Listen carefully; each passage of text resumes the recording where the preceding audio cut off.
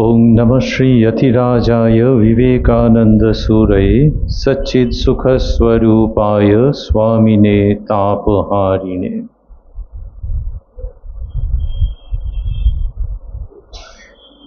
আজকের বক্তৃতার বিষয়বস্তু প্রেম ও প্রতিবাদের মূর্ত প্রতীক স্বামী বিবেকানন্দ। প্রেম এবং প্রতিবাদ এই দুটি শব্দের শুরুতে প আছে, আর এই যে বক্তৃতা সেই বক্তৃতা অসম্পূর্ণ থেকে যাবে প দিয়ে আরও দুটো শব্দকে এর মধ্যে অন্তর্ভুক্ত না করে নিলে। সেই দুটি শব্দ হচ্ছে পবিত্রতা এবং প্রার্থনা। স্বামী বিবেকানন্দের অস্তিত্বের মধ্যে যেখানে প্রেমের কথা আছে এবং যেখানে তীব্র প্রতিবাদের কথা আছে, তার সঙ্গে সঙ্গে ওই পবিত্রতা এবং প্রার্থনা এগুলো ঘুরে ফিরে আসতেই হবে, তবেই প্রসঙ্গ সম্পূর্ণতা পাবে। আর শুনতে যদি বা মনে হতে পারে প্রথমে যে একটু বইয়ের মতো কেতাবি, কিন্তু দেখা যাবে যে আসলে স্বামী বিবেকানন্দের জীবনের সঙ্গে দুরন্তভাবে মেলে, অত্যন্ত আকর্ষণীয় প্রসঙ্গ। শুধু তাই নয়, এই আঙ্গিকে যদি না দেখে যিনি শুনছেন, যিনি বলছেন, যিনি আলোচনা করছেন, যদি এই আঙ্গিকে স্বামী বিবেকানন্দকে না দেখা হয়, তাহলে হয়তো তাঁর পুরো জীবনের প্রতি সুবিচার করা হয় না। ব্যাপারটা হচ্ছে এরকম যে স্বামী বিবেকানন্দ প্রেমের ঘনীভূত মূর্তি। তিনি মঠ বিক্রি করে দেবেন বলেছেন এক সময় গরিব মানুষের সেবার জন্যে। আবার তিনি প্রতিবাদী চরিত্র, যিনি কিনা অত প্রেমিক হন, লোকের দুঃখে, কি ছেলে কি মেয়ে, লোকের দুঃখে যার চোখে জল আসে ঘন ঘন, সেই তিনি কি প্রতিবাদ করতে পারেন? আবার যিনি কিনা খুব প্রতিবাদী চরিত্র, সোজা কথা সোজাভাবে বলেন, রুখে দাঁড়ান, তিনি কি আবার কথায় কথায় কেঁদে ফেলেন? কথায় কথায় মানে অকারণে নয়, কিন্তু কোথাও সামান্যতম কারো দুঃখ দেখলে তিনি কেঁদেও ফেলেন, এরকম কি হয়? সচরাচর হয় না। চরিত্রের মধ্যে একটা দিকে জোর বেশি থাকে, হয়তো খুব কোমল স্বভাবের। অনেকে বলে যে মানুষটা খুব ভালো, সবাইকে ভালোবাসে, তবে উপযুক্ত কথা বলবার জন্য যে দৃঢ়তা, সেটা বেচারার নেই বা বেচারির নেই। আবার কেউ কেউ খুব দৃঢ় প্রতিবাদী চরিত্র, কিন্তু লোকে অনেক সময় বলে যে সত্যি বলেন বটে, বড্ড ক্যাঁটে। তো তার মধ্যে, চরিত্রের মধ্যে এমন একটা ক্ষুরোধার জায়গা আছে যেটা লোককে আবার এক এক সময় আহত করে। আর কারো দুঃখে কেঁদে টেঁদে ফেলাকে তিনি মেয়েদের মতো বলে মনে করেন। এটা হলে আবার মুশকিল, যে মেয়েদের মতো কেন? মেয়েরাও কাঁদে, ছেলেরাও কাঁদে এবং কাঁদবে, মানুষের দুঃখে কাঁদবে, এটাই তো স্বাভাবিক।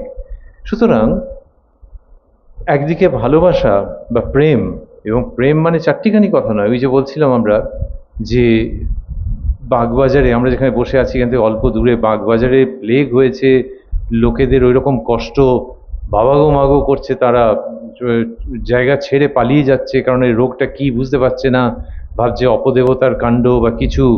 সেই মানুষগুলোর সেবা শুশ্রূষার জন্যে, তাদেরকে ওইখানে ধরে রাখবার জন্যে, তাদের স্যানিটেশনের ব্যবস্থা করবার জন্যে, তাদেরকে বাঁচিয়ে রাখবার জন্যে স্বামী বিবেকানন্দ বলছেন যে দরকার হলে মঠ বিক্রি করে দেবো। এইরকম যার প্রেম, তিনি আবার প্রয়োজনে প্রতিবাদ করছেন, এবং সে প্রতিবাদটাও তীব্র। যদি একটা গানের মধ্যে ভাবি যে স্বরগুলো রয়েছে সা থেকে ওপরের সা পর্যন্ত, কিন্তু কোন দিকটাতে বেশি খেলছে, এমন হতে পারে কোনো গানের নিচের দিকটাতেই বেশি রয়েছে, কোনোটাতে ওপরের দিকে। আবার যদি একটা গান বা একটা বিস্তার, তার মধ্যে দেখা যায় যে বাবা একবার নিচে একবার উপরে, এই সমস্তটা মিলে, আবার কখনো হয়তো মধ্যমে বিচরণ করছে, এই সবটা মিলে তখন লোকে বলবে যে আহা হা, কি শুনলাম, রেঞ্জটা চমৎকার একেবারে, এবং যে পর্দায় গলা যাচ্ছে সেই পর্দাতেই শুনতে খুব ভালো লাগছে। তো স্বামীজির যখন কিনা ভালোবাসার কথা বলছেন, আবার যখন কিনা গর্জে উঠছেন, ভালোবাসার কথা বলাতে সেখানে জল, চোখের জলের প্রসঙ্গ এলো, আর যেখানে গর্জে উঠছেন সেখানে আগুন। আগুন আর জল কি একসঙ্গে থাকে নাকি? থাকে না তো। জল তো আগুনকে নিভিয়ে দেয়, কিন্তু স্বামী বিবেকানন্দ এমন একটি অস্তিত্ব যার ভেতরে আগুন এবং জল, এই দুটির সহাবস্থান রয়েছে। মানুষের জন্য কাঁদছেনও বটে, আবার প্রতিবাদে অগ্নিময়ও হয়ে উঠছেন বটে। সেটা শুধু জামাপুকুর শ্রী শ্রী রামকৃষ্ণ সঙ্ঘে বক্তৃতার বিষয়বস্তু মাত্র নয়, বক্তৃতার মধ্যে তো নিশ্চয়ই এটা শোনবার জায়গা আছে, ভাববার জায়গা আছে, সেই সঙ্গে আমাদের জীবনে শিক্ষণীয় বটে, যে আমরা যেন একটা দিকে বেশি ঝুঁকে না যাই, এক পেশে যেন না হয়ে যাই। এই দুটোর ব্লেন্ড, দুটোর সমন্বয়ের মধ্যে দিয়ে সত্যিকারের মানব চরিত্র গঠিত হবে। স্বামী বিবেকানন্দকে যদি আমরা একজন পূর্ণাঙ্গ মানুষ রূপে দেখি, তাহলে তার জীবন থেকে এই বার্তা আমরা পাচ্ছি। সেখান থেকে প্রেমের কথার মধ্যে যদি যাই, এই প্রেমের উৎসটা কীরকম?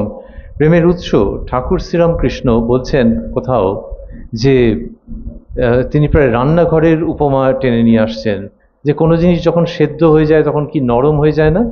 তেমনি সেদ্ধ তার আরেকটা কি শব্দ আছে, এমনি ভালো শব্দ বলতে গেলে সিদ্ধ।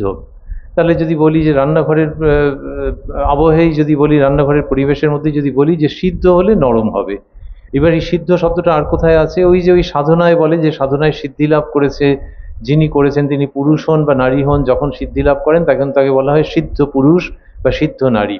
এইসবগুলো হচ্ছে আমাদের কথা। আর শ্রীরামকৃষ্ণ কি সুন্দর করে বলছেন, সিদ্ধ হলে নরম হয়। অর্থাৎ যখন ঈশ্বর সাধনায় কেউ সিদ্ধ হচ্ছেন, ভগবানকে যখন কেউ লাভ করছেন, তখন তিনি নরম প্রকৃতির হন। এটা শ্রীরামকৃষ্ণ দেখাচ্ছেন। অন্যভাবে বলতে গেলে যে যদি তুমি নরম প্রকৃতির না হও, তাহলে কিন্তু তুমি সিদ্ধি লাভ এখনো করনি। তাকে বকুনি দেওয়া হচ্ছে না, কিন্তু বলা হচ্ছে যে আরো পথ চলতে বাকি। এই যে নরম প্রকৃতির, তার মানে কি? লোকে বলে কিরম নরম তরম লোক, কি কিছু বুঝতেই পারে না, সেরকম নয়। ইনি যুক্তিশীল, ইনি সব বোঝেন, কিন্তু বেসিক্যালি স্বরূপত স্বভাবত ইনি নরম প্রকৃতির। শ্রীরামকৃষ্ণ দেখাচ্ছেন যে সিদ্ধ হলে সেরকম হয়। স্বামী বিবেকানন্দের কথায় যদি আসি, যে তার মধ্যে ওই যে প্রেম, সেটা হচ্ছে নরম হওয়া।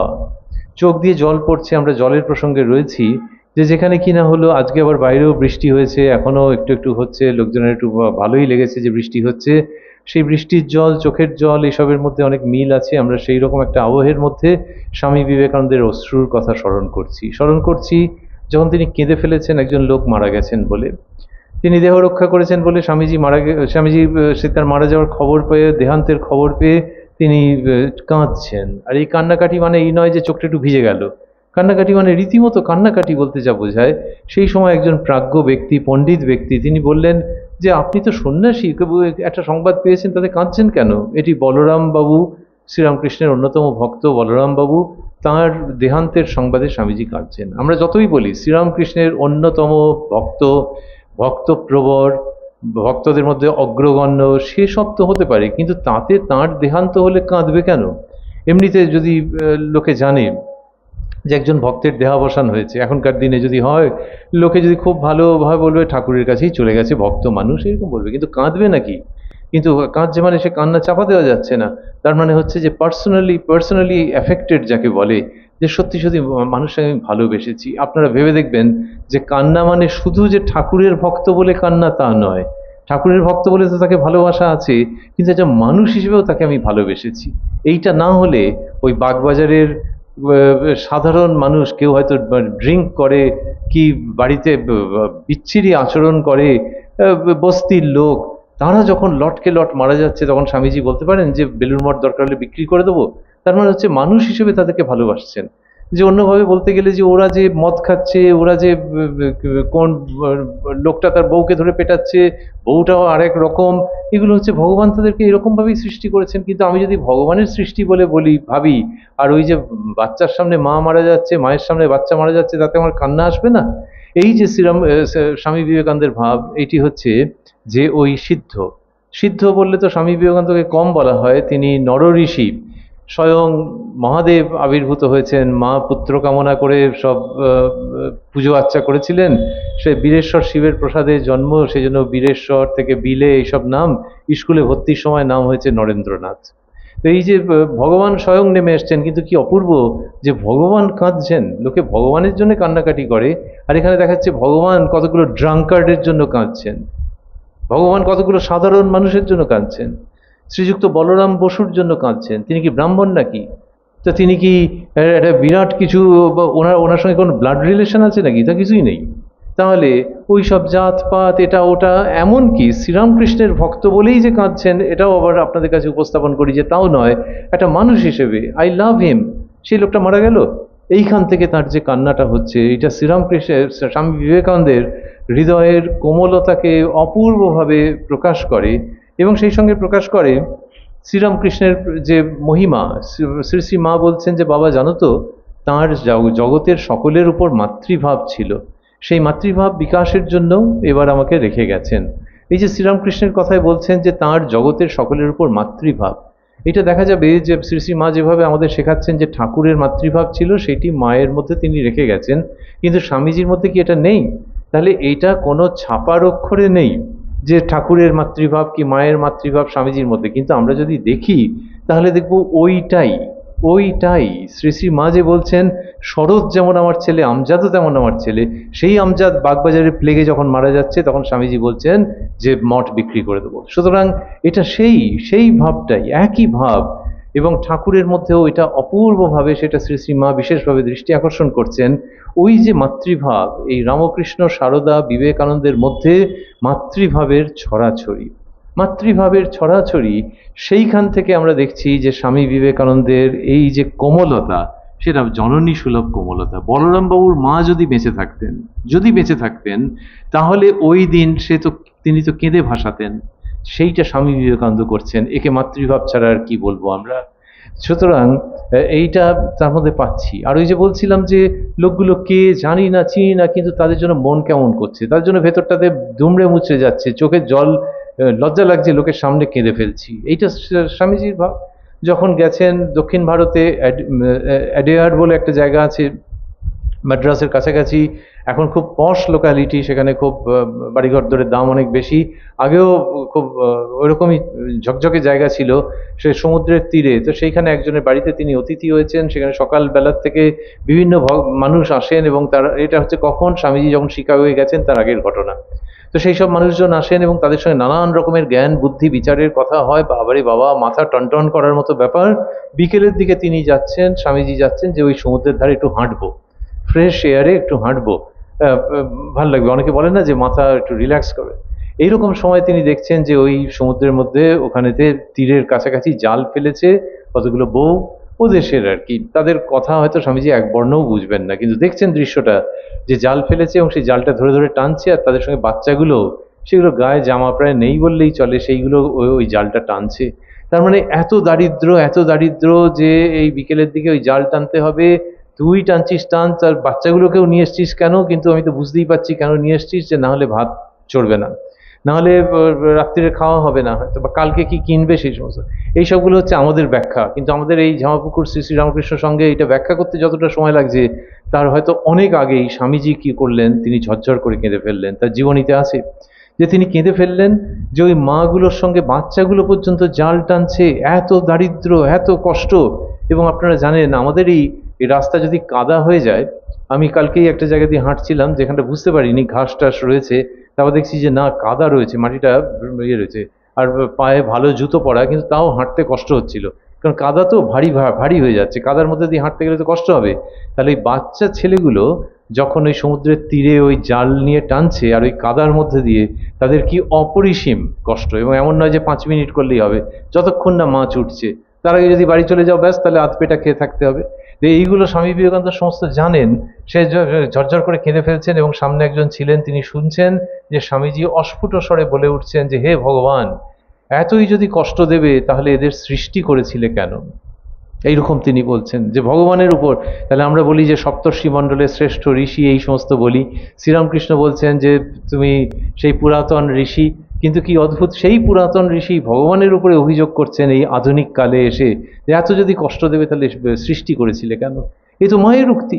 মাই যদি বলতে পারে যে সন্তানগুলোকে খাওয়াতে পারলাম না, পড়াতে পারলাম না, তাহলে আর কেনই বা এদেরকে পৃথিবীতে আনলাম? এই যে মায়ের যে খেদোক্তি হতে পারে, সেটা একজন যুবা সন্ন্যাসীর মধ্যে থেকে সেই খেদোক্তি এবং তার চোখের জল। মঠ বিক্রি করে দেওয়ার কথা দুবার বলেছেন, দুবার মঠ বিক্রি করে দেওয়ার কথা বলেছেন। একবার সেই প্লেগের সময়, এটা হচ্ছে পরবর্তীকালের ঘটনা, আরেকটা হচ্ছে তার আগের ঘটনা। সেটি হচ্ছে যখন বেলুড় মঠ তৈরি হচ্ছে এবং যারা সব সাঁওতাল লোকেরা এসছেন, তারা সব কাজ টাজ করছেন, তাদের মধ্যে একটি ছেলে, সে স্বামীজির খুব পছন্দ, তার নাম হচ্ছে কেষ্টা, আর সে আরও অন্যরাও রয়েছে, কিন্তু স্বামীজি তার সঙ্গেই সুখ দুঃখের কথা টথা সমস্ত বলেন। এইবারে হলো কি যে সেই তাদেরকে স্বামীজি একদিন বলেছেন ওই কেষ্টার মাধ্যমে যে আচ্ছা, আমি যদি তোদের একদিনকে রান্না করে খাওয়াই, তোরা খাবি? তা বলছে হ্যাঁ খাবো। শুধু নুনটা দেবেন না, ওদের কিছু লোকাচার আছে হয়তো যে পরের হাতে নুন খেতে নেই, তারপর স্বামীজি বলেন হ্যাঁ, তার মানে কি নুনটা আলাদাভাবে দেওয়া হবে, তারা নিয়ে টিয়ে নেবে, এরকমই কিছু ব্যবস্থা। তারপর সেসব দেওয়া হলো আর খুব খুশি, এবং মিষ্টি টিষ্টি পেয়ে খুব খুশি। এমনি গরিবের ঘরে মিষ্টি পাওয়াটা একটু মুশকিল আছে, নুন ঝাল অনেক রকম হতে পারে, তো কিন্তু মিষ্টি টিষ্টি খেয়ে তারপর সে যা মিন্ডা মন্ডা মিঠাই তারা খেয়ে বলছে তাদের ভাষায় যে হাঁ রে স্বামী বাপ, এত ভালো ভালো খাবার তোরা পেলি কোথায়? কারণ এমনি দেখছে যে সাধু মানুষ, তার মানে বোঝাই যায় যে স্বামীজিরা বা সাধুরা নিজেরা যা না খান সেই দিনকে বোধহয় তাদের জন্য সেই রকম ব্যবস্থা করেছিলেন, অনুমান করা যায়। এবং সেরকম পেলি কোথা, কারণ তারাও দেখেছে হয়তো যে সাধুরা কি খাচ্ছে, সবার চোখের সামনেই খাচ্ছে, বলে আজকে আমাদের জন্য পেলি কোথা। আর স্বামীজির কি আনন্দ ওদেরকে দেখে। তারপর যখন ওরা চলে গেছে তখন একজনকে বলছেন তিনি যে জানিস এদের জন্য ইচ্ছে করে এক এক সময় মঠ টট সব বিক্রি করে দিই। এটা প্রথম এই অকারেন্স পাওয়া যাচ্ছে। দ্বিতীয় হচ্ছে প্লেগে, যে লোকগুলো খেলো, ওদের খেলো, খেয়ে কি আনন্দ, খেয়ে কি আনন্দ, আর আমার খাইয়ে কি আনন্দ, ইচ্ছে করে মঠ বিক্রি করে দিই। যদি বলতেন যে আমরা সব ধরে ধরে এদের জন্য ভিক্ষা করে প্রচুর টাকা তুলে নিয়ে আসি, এনে এদেরকে খাওয়াবো, একটা আলাদা ফান্ড রাখবো, এখনকার দিনের ভাষায় বলে মিউচুয়াল ফান্ডে রাখবো কি অমুক রাখবো, সেগুলোর একটা মানে হতে পারে যে, কিন্তু বলছেন মঠ বিক্রি। বিবেকানন্দ এবং মঠ প্রায় সমার্থক, যে শ্রীরামকৃষ্ণকে মাথায় নিয়ে, মা শারদাকে মাথায় নিয়ে এই মানুষটা সারা পৃথিবী ঘুরেছেন। একটা চিঠিতে আছে যে গাঁয়ে গাঁয়ে ঘুরে লেকচার দিচ্ছি। তো এই যে সমস্ত করেছেন সেই টাকা, তারপরে সব শিষ্যরা টাকা দিয়েছেন, দিয়ে বেলুড় মঠ তৈরি হয়েছে। সেইটি হওয়ার পর এইরকম বলছেন। এখন যদি কেউ একটা শপিং মল তৈরি করে, বা বিখ্যাত মানুষদের সব হোটেল রেস্তোরাঁ সমস্ত থাকে, তো সেটা যদি কেউ তৈরি করে, তাহলে সে তার স্ত্রী এরা সব মিলে টিলে হয়তো 5 বছরের চেষ্টায় ওরা একটা শপিং মল তৈরি করলো। সেই লোক যদি বলে যে লোকের সেবার জন্য এই মল বিক্রি করে দেবো, তখন তো সবাই তাকে ধন্য ধন্য করবে। কিন্তু সেটা যদি একটা বড় লোক বলে যে ও দিয়ে দেবে বলেছে, কিন্তু ওর তো আবার অন্য সোর্স অফ ইনকাম আছে। আর এখানে স্বামী বিবেকানন্দের ক্ষেত্রে বলছেন যে মঠ বিক্রি করে দিই, এবং ওই বাগবাজারে ঝুলোঝুলি করেছিলেন, মা শারদা তখন ইন্টারভিন করলেন যে না বাবা, একটা সেবা কাজেই কি মঠ শেষ হয়ে যাবে? তাহলে এখানে যদি শপিং মল কেউ করেন এবং তিনি যদি বলেন যে শপিং মলটা বিক্রি করে দিয়ে লোকের সেবা করবো, লোকে হয়তো ভাববে যে এর আরো আরো সব ইনস্টিটিউশন আছে, ওখান থেকে টাকা করবি। কিন্তু স্বামীজির ক্ষেত্রে তো তা নয়। যদি মঠ বিক্রি করে দেন, ওরা দাঁড়াবেন কোথায়? মানুষের সেবা তো আর করে, ওদের তো কোনো বাড়ি ঘরদোর নেই, তাহলে কি গাছতলায় চলে যাবেন নাকি? কিন্তু ভেতরের ওই রকম প্রচন্ড রকমের ইচ্ছে যে মঠ বিক্রি করে দিবেন। আমরা বলছিলাম যে ছেলে বউ নারী পুরুষ যা আছে সকলকে নিয়ে তিনি একই দৃষ্টিতে দেখছেন, একই দৃষ্টিতে দেখছেন। তার মধ্যে মহিলাদের কথায় যদি আসি, যখন বিদেশ থেকে ফিরছেন দ্বিতীয়বারে, তখন কায়রোতে নেমেছেন। কায়রোতে নেমেছেন কারণ ওখানে একটুখানি সময় রয়েছে, স্টপ গ্যাপ মতো করে কায়রোতে গিয়ে ওখানে সঙ্গী সাথীরা রয়েছেন, তাদের মধ্যে নারী পুরুষ সমস্ত বিশিষ্ট মানুষজন রয়েছেন, তারা স্বামীজির সঙ্গে একটুখানি ঘুরে ঘুরে দেখছেন। দেখতে দেখতে একটা পল্লীতে চলে গেছেন, সেই পল্লীটা অন্যরকম, সব মেয়েরা সব এখানে ওখানে বসে আছে, হাসাহাসি করছে, ইশারা করছে, এই সমস্ত করছে। সে দেখেই অন্যরা মুহূর্তের মধ্যে বুঝে গেছেন, তারা স্বামীজিকে বলছেন যে আপনি যাবেন না, ওই দিকটা যাবেন না। কিন্তু স্বামীজি তখনও এগিয়ে গেলেন, ওনার গায়ে একটা গেরুয়া বড় আলখাল্লা যেমন হয় এরকম পরিহিত, তো স্বামীজি কাপড় পরা, তো তিনি ওইখানটাতে এগিয়ে গেলেন। এগিয়ে যেতে সেই মেয়েরা তাদেরকে দেখছে, দেখতে দেখতে তাদের মধ্যে একটি মেয়ে ছুটে ছুটে চলে এসছে। ছুটে ছুটে এসে আমাদের এখানে যেমন পায়ে হাত দিয়ে প্রণাম করবার রীতি আছে, হাঁটু গেড়ে বসে প্রণাম করবার রীতি আছে, সে মেয়েটি ওদের দেশের যেরকম রীতি, ও হাঁটু গেড়ে বসে স্বামীজির ওই গেরুয়া আলখাল্লার যে প্রান্ত ভাগ, সেই প্রান্তভাগ চুম্বন করছে। এবং সে মেয়েটি বলছে, তখন পুরো পরিবেশ চেঞ্জ হয়ে গেছে, মেয়েটি বলছে যে ইনি ঈশ্বরের পুরুষ, ইনি ঈশ্বরের পুরুষ। সে তার ভাষায় বলেছে, অন্যরা সেটা যখন লিখেছেন তখন অনুবাদ করে দিয়েছেন যে সে বলছে ইনি ঈশ্বরের পুরুষ। আর স্বামীজি তখন একেবারে মানে তার গলা প্রায় বুঁজে আসছে দুঃখে। তিনি বলছেন, আহারে হতভাগিনীরা নিজেদের মাতৃত্বকে, নিজেদের দেবীত্বকে নিজেদের সৌন্দর্যের পায়ে বলি দিয়েছে, মানে বলি দিতে বাধ্য হয়েছে। সকলেই জানেন ওই পেশা প্রায় মানব সমাজের মতনই পুরাতন পেশা, এবং অনেকে বলেন যে সমাজের সবচেয়ে দুঃখী মেয়েদের মধ্যে বোধহয় বেশিরভাগই ওইখানে থাকে। ওই পেশা নিতে বাধ্য হয়েছে যারা, অনেকে কিছু না বুঝে এসেছে, তারপর বন্দির মতো রয়েছে ইত্যাদি। তো এটা তো যুগে যুগে সত্য। তো স্বামীজি বলছেন ওইরকম তার ওইরকম কাঁদো কাঁদো হয়ে গেল, গলা বুঝে এলো, এবং তার মধ্যে দিয়ে অন্য একটা রূপ ফুটে উঠছে। এই যে প্রেম, আমরা বলছিলাম যে শুধু এটা একটা বক্তৃতার বিষয়বস্তু নয়, কিন্তু মানুষের প্রতি যখন ভালোবাসা জাগে তখন এরকম হয়। যদি এমন হতো যেটা only exclusive two Swami Vivekananda, তাহলে আমরা যদি রিওয়াইন্ড করে ব্যাক করে করে চলে যাই যে ওই যে মা পুজো দিলেন বীরেশ্বর শিব, তাহলে সে শিব তো কৈলাসেই থাকতে পারতেন, লোকে তাকে এখনো 2025-এ একইভাবে পুজো করতো। তাহলে শিবের আর এই সিমলা পাড়ায় আসারই বা দরকার কি ছিল? বিদেশে অত ছুটোছুটি করবার দরকার কি ছিল? শরীরে ডায়াবেটিস, চোখে দেখছেন কম, কত অনিদ্রা, এত রকমের অসুখ নিয়ে ছুটোছুটি করবার দরকার কি ছিল? বলরাম বাবুর জন্য কান্নাকাটি করছেন, নিজের মায়ের দুরবস্থার কথা জানেন, বাড়ি ছাড়বার পর যে কি গেছে ভুবনেশ্বরী দেবীর সেই সমস্ত, এবং সেটা কি কষ্ট হয়েছে, বোনের সুইসাইডের কথা শুনে নিজেকে ধরে রাখা কষ্ট ছিল ওনার। তাহলে সে মহাদেবের এইসবগুলো করবার দরকার কি ছিল? তিনি তো ক্যালেন্ডারে বা বিগ্রহের মধ্যে বা অন্য মূর্তিতে পুজো পেতেনই, আপনার আমার পুজো পেতেন। সুতরাং তিনি পুজো পাওয়ার জন্যে বা একজন বক্তা তার কথা বলবেন এই জন্য তিনি অবতরণ নিশ্চয়ই করেননি। বক্তা বলতে পেরে ধন্য, কিন্তু অবতরণের উদ্দেশ্য নিশ্চয়ই এই যে this is an ideal to follow, যে এইটা এমনটা হয়। তাই বলে কি সবাই বিবেকানন্দ হয়ে যাবে, সবাই নেতাজি সুভাষ হবে? তা নয়। কিন্তু নেতাজি সুভাষের আদর্শে আজকে যদি ক্লাস 7-এর একটা ছেলেকে আপনি আমি অনুপ্রাণিত করতে পারি, তাহলে বুঝতে হবে যে হ্যাঁ, নেতাজি জীবনের প্রতি আমাদের একটা সার্থক ট্রিবিউট, আমাদের একটা শ্রদ্ধার্ঘ। তেমনি স্বামী বিবেকানন্দের যে জীবন আমরা সবসময় দেখতে চাইবো, যে এটা আমাদের জন্য কি বার্তা রেখে যাচ্ছে। আমরা যখন ভগবানকে ভালোবাসছি, ভগবানের দিকে এগোচ্ছি, ঈশ্বরের বোধ হচ্ছে, তখন ওই যে শ্রীরামকৃষ্ণ হাসতে হাসতে তার সেই দিব্যামৃতবর্ষী হাসি, তার সঙ্গে যে বলেছেন যে সিদ্ধ হলে নরম হয়, সেটা আমাদের প্রত্যেকের, each and every one of us, তাদের উপরে প্রযোজ্য। যে আমরা যখন ঈশ্বরের দিকে এগোবো তখন ভেতরটা আরো কোমল হবে। আগে যাকে দেখে কিচ্ছু ভাবতাম না, যাকে দেখে অন্যদিকে ফিরে তাকিয়ে থাকতাম, সে তার প্রতি আমার মনোযোগ আসবে। আমি আপনাদের এখানে শেষের যে স্ট্রেচটা এলাম একটা অটোতে করে, অটোটা আসছিল ওই মহাজাতি সদনের দিক থেকে। এখন হিন্দু মুসলমান, হয়তো মুসলমান মানুষ বেশি আছেন বা কি, তো তার মধ্যে যিনি চালাচ্ছেন তিনি হয়তো অন্য ধর্মের মানুষ বলেই আমার মনে হলো। তার মধ্যে একটা বাচ্চা মেয়ে, এই অল্প অল্প বৃষ্টি পড়ছে তো, রাস্তার মাঝখান দিয়ে প্রায় চলে যাচ্ছিল। সেও, আপনাদের কাছে বলতে সংকোচ নেই, বা ইউটিউবে ভিডিও হচ্ছে, পরেও মানুষজন শুনবেন, সেও অন্য ধর্মের একটা বাচ্চা মেয়ে, দেখলে বোঝা যায় তো। আর এই যে ভেতরে যে লোকটি চালাচ্ছে, এ একটু রুক্ষ মেজাজের, অন্য গাড়ি টাড়ি যখন আসছে তাকে যা তা করে বলছিল। এই সামান্য 3-4 মিনিটের যে কি 6 মিনিটের রাস্তা, কিন্তু বাচ্চা মেয়েটাকে দেখে সে চিৎকার করে ও যা বলছে হিন্দি বাংলা মিশিয়ে, সেটা হচ্ছে যে বেটি, বেটি তুই সরে যা রাস্তার থেকে। এই বলবার কারণ হচ্ছে যে চাপা পড়ে যেতে পারে, চাপা পড়ে যেতে পারে, ওই জন্য ওকে সরে যেতে বলছে। আর বাচ্চাটা ওই ফ্রক পরে লগবগ লগবগ করে যাচ্ছে ওইখান দিয়ে। আর এ যে এত রুক্ষ ব্যক্তি, কিন্তু তার মধ্যে একটা পিতার মতো জায়গা আছে, কারণ ওই বাচ্চাটার জন্য রাস্তা আটকায়নি, কিন্তু ও ভাবছে যে বাচ্চাটাকে আবার কোন গাড়ি এসে ধাক্কা দিয়ে দেবে। ওই মুহূর্তে ওই বাচ্চাটা কোন ধর্মের, এটা ভাবতে বড় লজ্জা লাগে। ভাবতে লজ্জা লাগে যে সে হচ্ছে আমাদেরই মানব ধর্মের, মানব ধর্মের একটা বাচ্চা, এবং একটা আপাতভাবে রুক্ষ ইয়াং ম্যান, সে ওই বাচ্চাটার জন্য কাতর হয়েছে, maybe for few seconds, which brings us to the message that we can derive from Swami Vivekananda. যে যখন যে কেউ, আপনারাও যদি আমার জায়গায় থাকতেন আপনাদের হয়তো একই অনুভূতি হতো যে হ্যাঁ হ্যাঁ, এই ছেলেটা যে গাড়ি চালাচ্ছে একেবারে বদ ছেলে নয়, তাহলে আর ওই বাচ্চাটার জন্য এরকমভাবে বলতো না। তো সেই জন্য মানুষের সফটার ফিলিংস, সেগুলোকে যত আমরা কদর করতে পারবো তত বুঝতে পারবো যে ব্যাপারটা ঠিকঠাক হচ্ছে।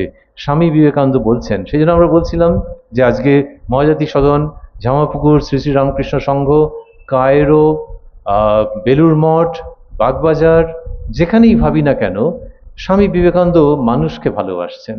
ভালোবাসাটা এক এক সময় পুজোর জায়গায় চলে যাচ্ছে। রবীন্দ্রনাথের গানে আছে না যে চোখের জলে, কেন চোখের জলে ভিজিয়ে দিলেন না, স্বামীজি চোখের জলে ভিজিয়ে দিয়েছেন তো, স্বামীজি চোখের জলে ভিজিয়ে দিয়েছেন এবং অনেক শুকনো ধুলো ভিজিয়ে দিয়েছেন। এইটা হচ্ছে মানুষের প্রতি তার শ্রদ্ধার্ঘ। এইখানটাতে স্বামীজি হয়তো বক্তাকে থামিয়ে দেবেন, এই তুই জানিস না যে আমি কি বলেছি। স্বামীজি বলেছেন যে অজ্ঞ লোকেরা যাকে মানুষ বলে, আমি সেই ভগবানেরই সেবক। তিনি যার সেবা করছেন, যে প্লিজ মানুষ বলো বটে তোমরা, কিন্তু আমি তার মধ্যে ভগবানকে দেখি, আমি সেই ভগবানেরই সেবক। আর অজ্ঞলোক মানে মানুষকে বকেননি, কিন্তু বলছেন যে যারা কিনা এখনো বুঝতে পারছে না আর বলে মানুষ, এ ফর্সা ও কালো, এ আমার দেশের ও বিদেশের, এ আমার ধর্মের ও ওই ধর্মের, এটা এখনো পুরোপুরি জানে না। এরা যাদেরকে মানুষ বলছে আমি তাদেরই সেবক, কিন্তু তাদেরকে ভগবান ভেবে আমি সেবা করি। ভাবা মানে এটা মনে মনে ভেবে নিলাম তা নয়, প্রত্যক্ষ দেখছেন যে ভগবান ভগবতী, ভগবান ভগবতী কোথাও হয়তো একজন সাধু ব্রহ্মচারী বা একজন সন্ন্যাসিনীর রূপে, কোথাও হয়তো একটা উৎকট বদমায়েশ লোকের রূপে, কিন্তু সেই ভগবান ভগবতীরই প্রকাশ। কারণ ভগবান ভগবতী ছাড়া সৃষ্টি কি করে সম্ভব হলো? সুতরাং সেটা যদি না দেখতে পারি, দেখে তারপর মেলাতে হবে যে উগ্র লোকটার মধ্যেও ভগবান, তাহলে এই পুরো ব্যাপারটা কি করে মেলাবো? স্বামীজি মিলিয়েছেন, কবিতায় আছে মেলাবেন তিনি মেলাবেন, তো স্বামীজি সেইভাবে করে মিলিয়েছেন এবং তিনি বলছেন যে অজ্ঞ লোকেরা যাকে মানুষ বলে আমি সেই ভগবানেরই সেবক। আরেক জায়গায় বলছেন, যেটা এই 2025-এর মাঝামাঝি এসেও সেই ভাষা শুনে চমকে উঠতে হয়, আমি এত তপস্যা করে এই সার বুঝেছি যে তিনি যে জীবে জীবে তিনি অধিষ্ঠান হয়ে আছেন, তাছাড়া ঈশ্বর ফিশ্বর আর কিছুই নেই। ঈশ্বরের সঙ্গে এই শব্দটা জুড়ে দিলেন তার কারণ তিনি জুড়ে দিতে পারেন, মানুষকে উদ্বোধিত করতে পারেন, মানুষকে আকৃষ্ট করতে পারেন, মানুষকে সমৃদ্ধ করতে পারেন, মানুষকে দেবতায় পরিণত করতে পারেন। তিনি বলছেন যে জীবে জীবে তিনি অধিষ্ঠান হয়ে আছেন, এছাড়াও ধর্ম আর কিছু নেই। ঈশ্বরটি এই ভাষা বলছেন যে জীবে জীবে অধিষ্ঠান হয়ে আছেন, এইটা বুঝতে হবে। এবং এটা বোঝা কখনো, আবারও বলছি যে স্বামীজি সেই একটা ভারী শিক্ষকের মতো যে না হলে কান মুলে দেবো এরকম ভাবে নয়, যে আমি চলছি তোমরাও চলো। তো তোমরা তো শুনেছো, আজকে আবার শুনলে যে কায়রোতে সেই অভাগিনী মেয়েগুলোকে দেখে আমি কান্না থামাতে পারিনি ওই অ্যাডেয়ারের সমুদ্র তীরের বাচ্চাগুলোকে দেখে। এই সমস্ত তোমরা শুনলে সুতরাং জানবে যে সমস্ত পৃথিবীতেই তিনি জীবে জীবে তিনি অধিষ্ঠান হয়ে আছেন। বরং যারা কিনা গরিব, যারা নিরন্ন, যাদের মুখে ভাষা নেই, যারা সাত চর খেয়ে কথা বলতে পারে না, তাদের মধ্যে তার বিশেষ অধিষ্ঠান এই জন্যে যে একেবারে জীবন্ত রূপে সেবা চাইছেন তোমার কাছে। যে কিনা তোমার থেকে অনেক বেশি বড় লোক, তাকেও ঘৃণা করো না, তার মধ্যেও তার অধিষ্ঠান, তবে খুব জীবন্ত রূপে আছেন যেখানে গরিব, নিরন্ন এবং যে মুখ ফুটে কথা কইতে পারেন না, যে বোবা, যে পাগল, সেই তার মধ্যে তিনি জীবন্ত রূপে অবস্থান করছেন এবং তিনি ওই রূপে তোমার সেবা চাইছেন। স্বামীজি এই প্রেমের জয়গান আমাদের কাছে আনছেন এবং যেন কতটা আক্ষেপের মতো করে বলছেন, গানে যেমন আখর দেয়, এই বক্তা যদি একটা আখর তার সঙ্গে যুক্ত করে তাহলে কিরকম দাঁড়াবে। স্বামী বিবেকানন্দ বলছেন, বহুরূপে সম্মুখে তোমার ছাড়ি কোথা খুঁজিছ ঈশ্বর, জীবে প্রেম করে যেই জন সেই জন সেবিছে ঈশ্বর। তো ওই যে বহুরূপে সম্মুখে তোমার ছাড়ি, হায়, এখানে এই হায়টা আছে, দেখবেন যে বহুরূপে সম্মুখে তোমার ছাড়ি, হায় কোথা খুঁজিছ ঈশ্বর। তার মানে যে তুমি যে ঈশ্বর খুঁজছো, কিন্তু সামনে সবাই রয়েছেন, কিন্তু সেই হায় আমার দুঃখ হচ্ছে যে এইরকম খুঁজে খুঁজে বেড়াচ্ছ, কিন্তু আমার দুঃখ হচ্ছে যে তুমি ওই জেলের ছেলে মেয়েগুলোকে জীবনে এরকম দেখোনি ওদেরকে।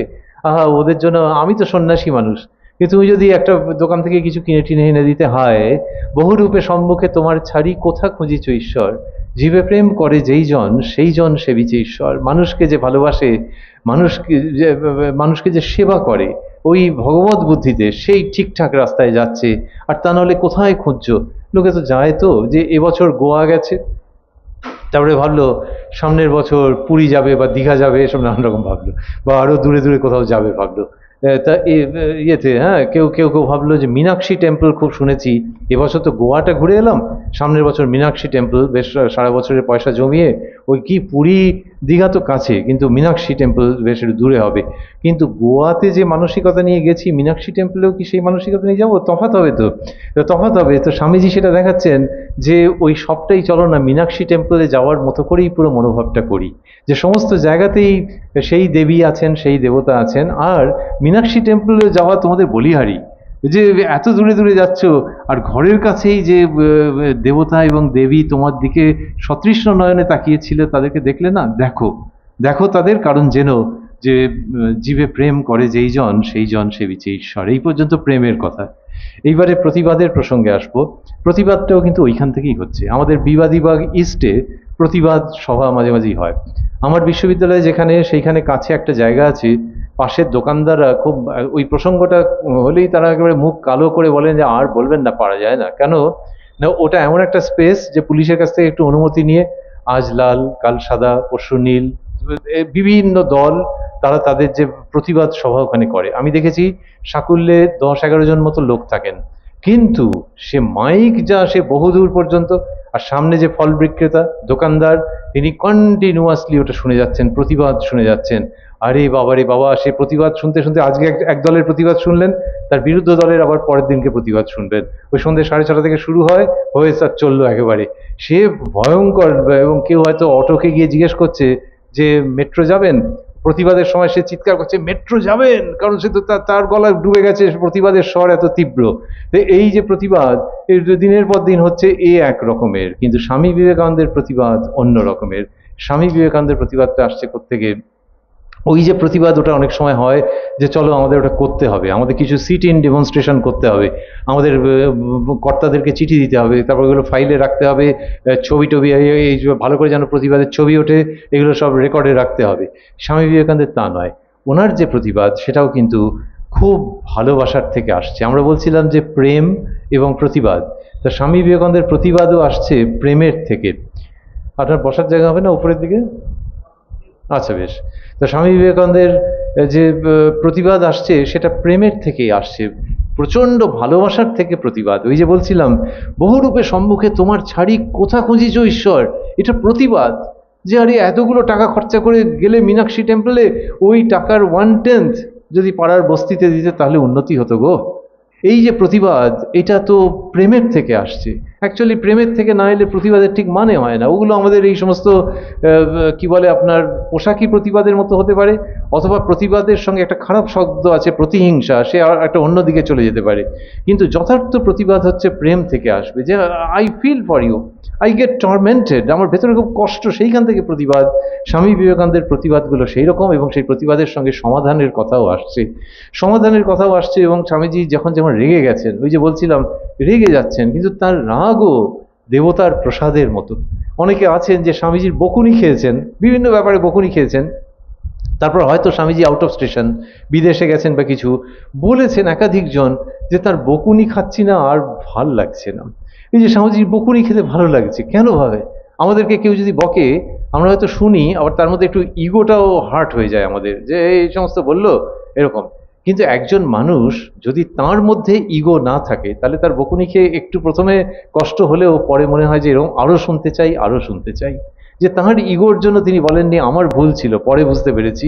তো যেভাবেই হোক স্বামীজির এই বকুনি খেতে লোকে ভালোবাসতেন, তো স্বামীজি প্রতিবাদ করছেন, বকুনি দিচ্ছেন এবং সমাধানের কথা বলছেন। আমরা বলছিলাম মীনাক্ষী টেম্পল, তার কাছাকাছি জায়গা হচ্ছে রামেশ্বরম। স্বামীজি যখন বিদেশ থেকে এখানে ফিরেছেন, তখন দেশে ফিরেছেন, তখন রামেশ্বরমে গেছেন, এবং যেখানেই গেছেন তাকে বীরের সম্বর্ধনা দেওয়া হয়েছে, বিরাট করে অনুষ্ঠান হয়েছে। ওইখানে গিয়ে শৈব ক্ষেত্র, ওখানে গিয়ে স্বামীজি মনে হয় দেখেছেন যে লোকেরা এরকম ধর্ম ধর্ম করে, কিন্তু এদের মধ্যে প্রচণ্ড অধর্ম আছে, এবং এদের মধ্যে ভালো লোক যেমন আছে তেমনি প্রচুর বদ লোক আছে। আরে বাবা রে বাবা, আর এদের সব সাজের কি বাহার, সাজ মানে অন্য কিছু নয়, সব কপালে তিলক মিলক কেটেছে, উড়ে বাপ রে বাপ, তিলকের অনেক কায়দা। আর আপনারা জানেন যে শৈব যারা, তারা একরকমভাবে তিলক কাটেন, বৈষ্ণবরা আরেকরকমভাবে তিলক কাটেন। শ্রীরামকৃষ্ণ এক সময় বলতেন যে সাইনবোর্ড লাগানো, তো কিন্তু স্বামীজি মনে হয় দেখেছেন যে অনেক রকম তিলক টিলক কাটা, কিন্তু তিলক যেরকম কেটেছে এদের তো ভেতরে ভেতরে লোক সুবিধের নয়। আর তিনি অন্তর্দৃষ্টি সম্পন্ন মানুষ।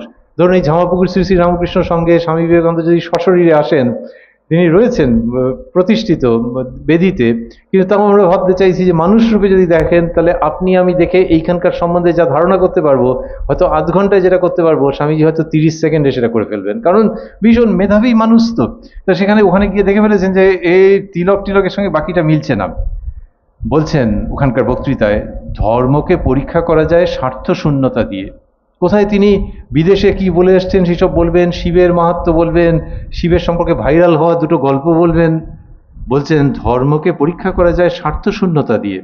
যে যত বেশি স্বার্থশূন্য, সে তত বেশি আধ্যাত্মিক, ও সে শিবের তত কাছে অবস্থিত। কিরম সুন্দর মেলাচ্ছেন, কিরম সুন্দর মেলাচ্ছেন যে স্বার্থশূন্য হলে সে শিবের তত কাছে।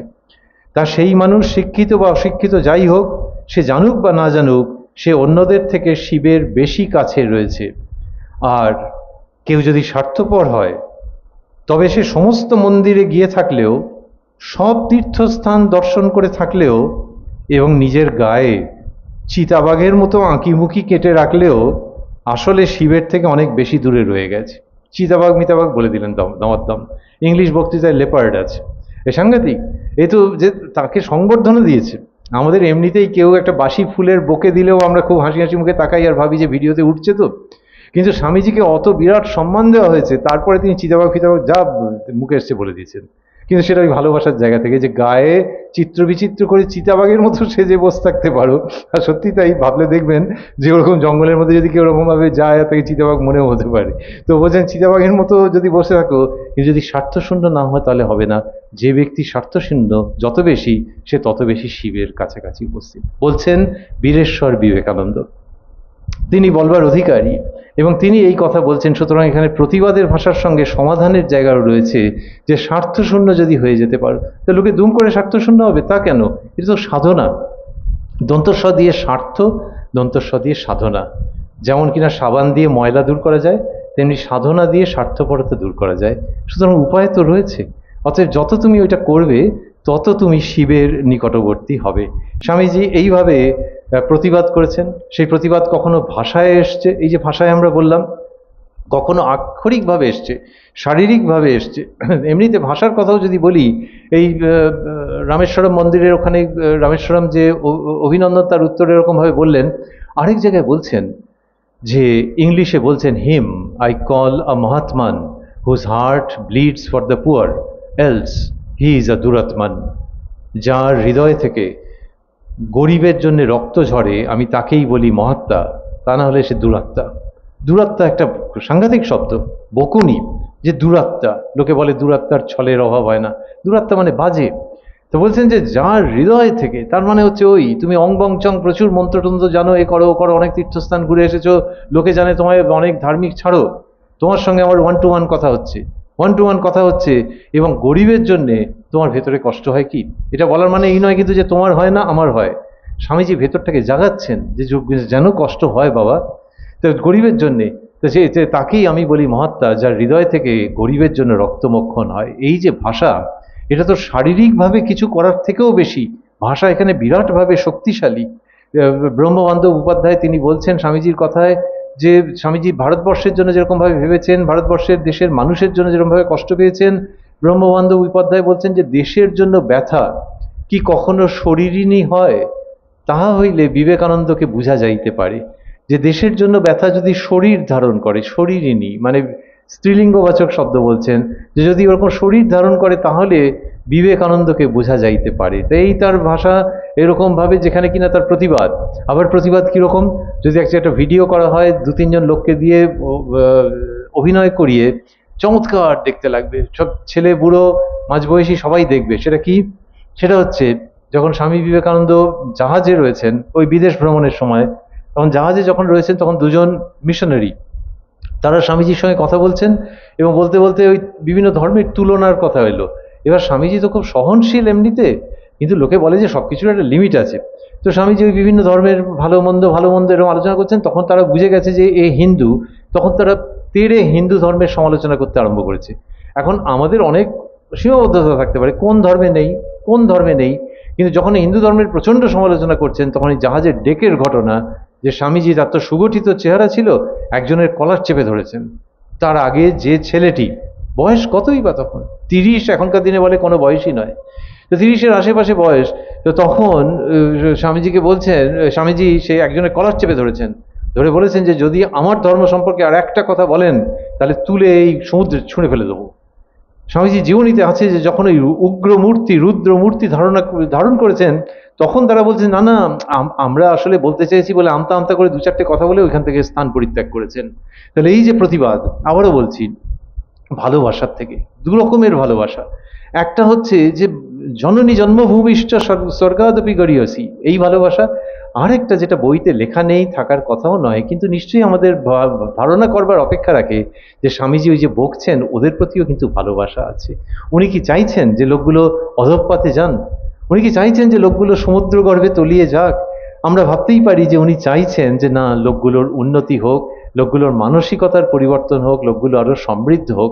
স্বামীজির সমস্ত জীবন থেকে দেখা গেছে, রবীন্দ্রনাথ ঠাকুর যে বলছেন যে in him there is nothing negative, everything positive. সুতরাং যখন বকছেন তার মানেও বোঝা যায় যে সেখান থেকে তিনি মানুষ তৈরি করতে চাইছেন। আমরা প্রতিবাদের প্রসঙ্গে আছি, প্রতিবাদ, এবং তারই মধ্যে আমরা বলেছি যে তিনি ওই রকমভাবে করেছেন যে যেখানে কিনা রামেশ্বরমের প্রতিবাদ করেছেন, তারপরে জাহাজের ডেকে করেছেন। তো তার মানে বোঝাই যাচ্ছে যে দেশে বিদেশে প্রতিবাদ করেছেন। তবু আমরা স্বদেশে প্রতিবাদের স্বরূপটা যদি একটু দেখি, স্বদেশে তিনি বলছেন যে আমাদের ভারতবর্ষের অধঃপতনের 2টো কারণ আছে। এইখানে হচ্ছে নিজের দেশের লোকের প্রতি দৃষ্টি আকর্ষণ করছেন, এটাই ওনার পলিসি, যে যা সমালোচনা করবার আছে সেটা যাদের সম্বন্ধে তাদের কাছে বলবো। ও আড়ালে আবডালে ফিসফিস করবো কেন? আড়ালে আবডালে ফিসফিস করলে না বাহবা পাওয়া যায়, যে বাহ নিজের স্বজাতির নিন্দে করছে, তো লোকটা খুব প্রোগ্রেসিভ আছে, প্রগতিশীল আছে। স্বামীজি সেটাকে পই পই করে বারণ করেছেন, বলেছেন যে যদি সমালোচনা করার থাকে, থাকতেই পারে জগতে, তাহলে যার সম্বন্ধে তার সামনে করো এবং শোনো না সে কি বলছে, কিন্তু তার পেছনে করো না, অন্য লোকের কাছে কখনো করো না। বরং অন্য লোকের কাছে যদি কিছু বলতেই হয় তার গুণগুলো সম্পর্কে বলো, and keep coed about the limitations. দেশের মানুষের কাছে স্বামী বিবেকানন্দ যখন বলছেন, তখন বলেছেন যে আমাদের, তাও কি আমাদের করে বলেছেন, আমাদের দেশের অধঃপতনের দুটো কারণ আছে। একটা হচ্ছে যে গরিব, যে সে গরিবকে আরো তার অত্যাচার করা, আর মেয়েদেরকে অত্যাচার করা, গরিবের গলায় পা দিয়ে শোষণ করা। বলছেন আমাদের ধর্ম যেরকম ভাবে মানুষের মহিমার কথা বলে, মানুষকে ব্রহ্মের স্বরূপ এরকম বলে, মানুষের স্বরূপ ব্রহ্ম, আবার এই ধর্মই মানুষকে এত অত্যাচার করে না।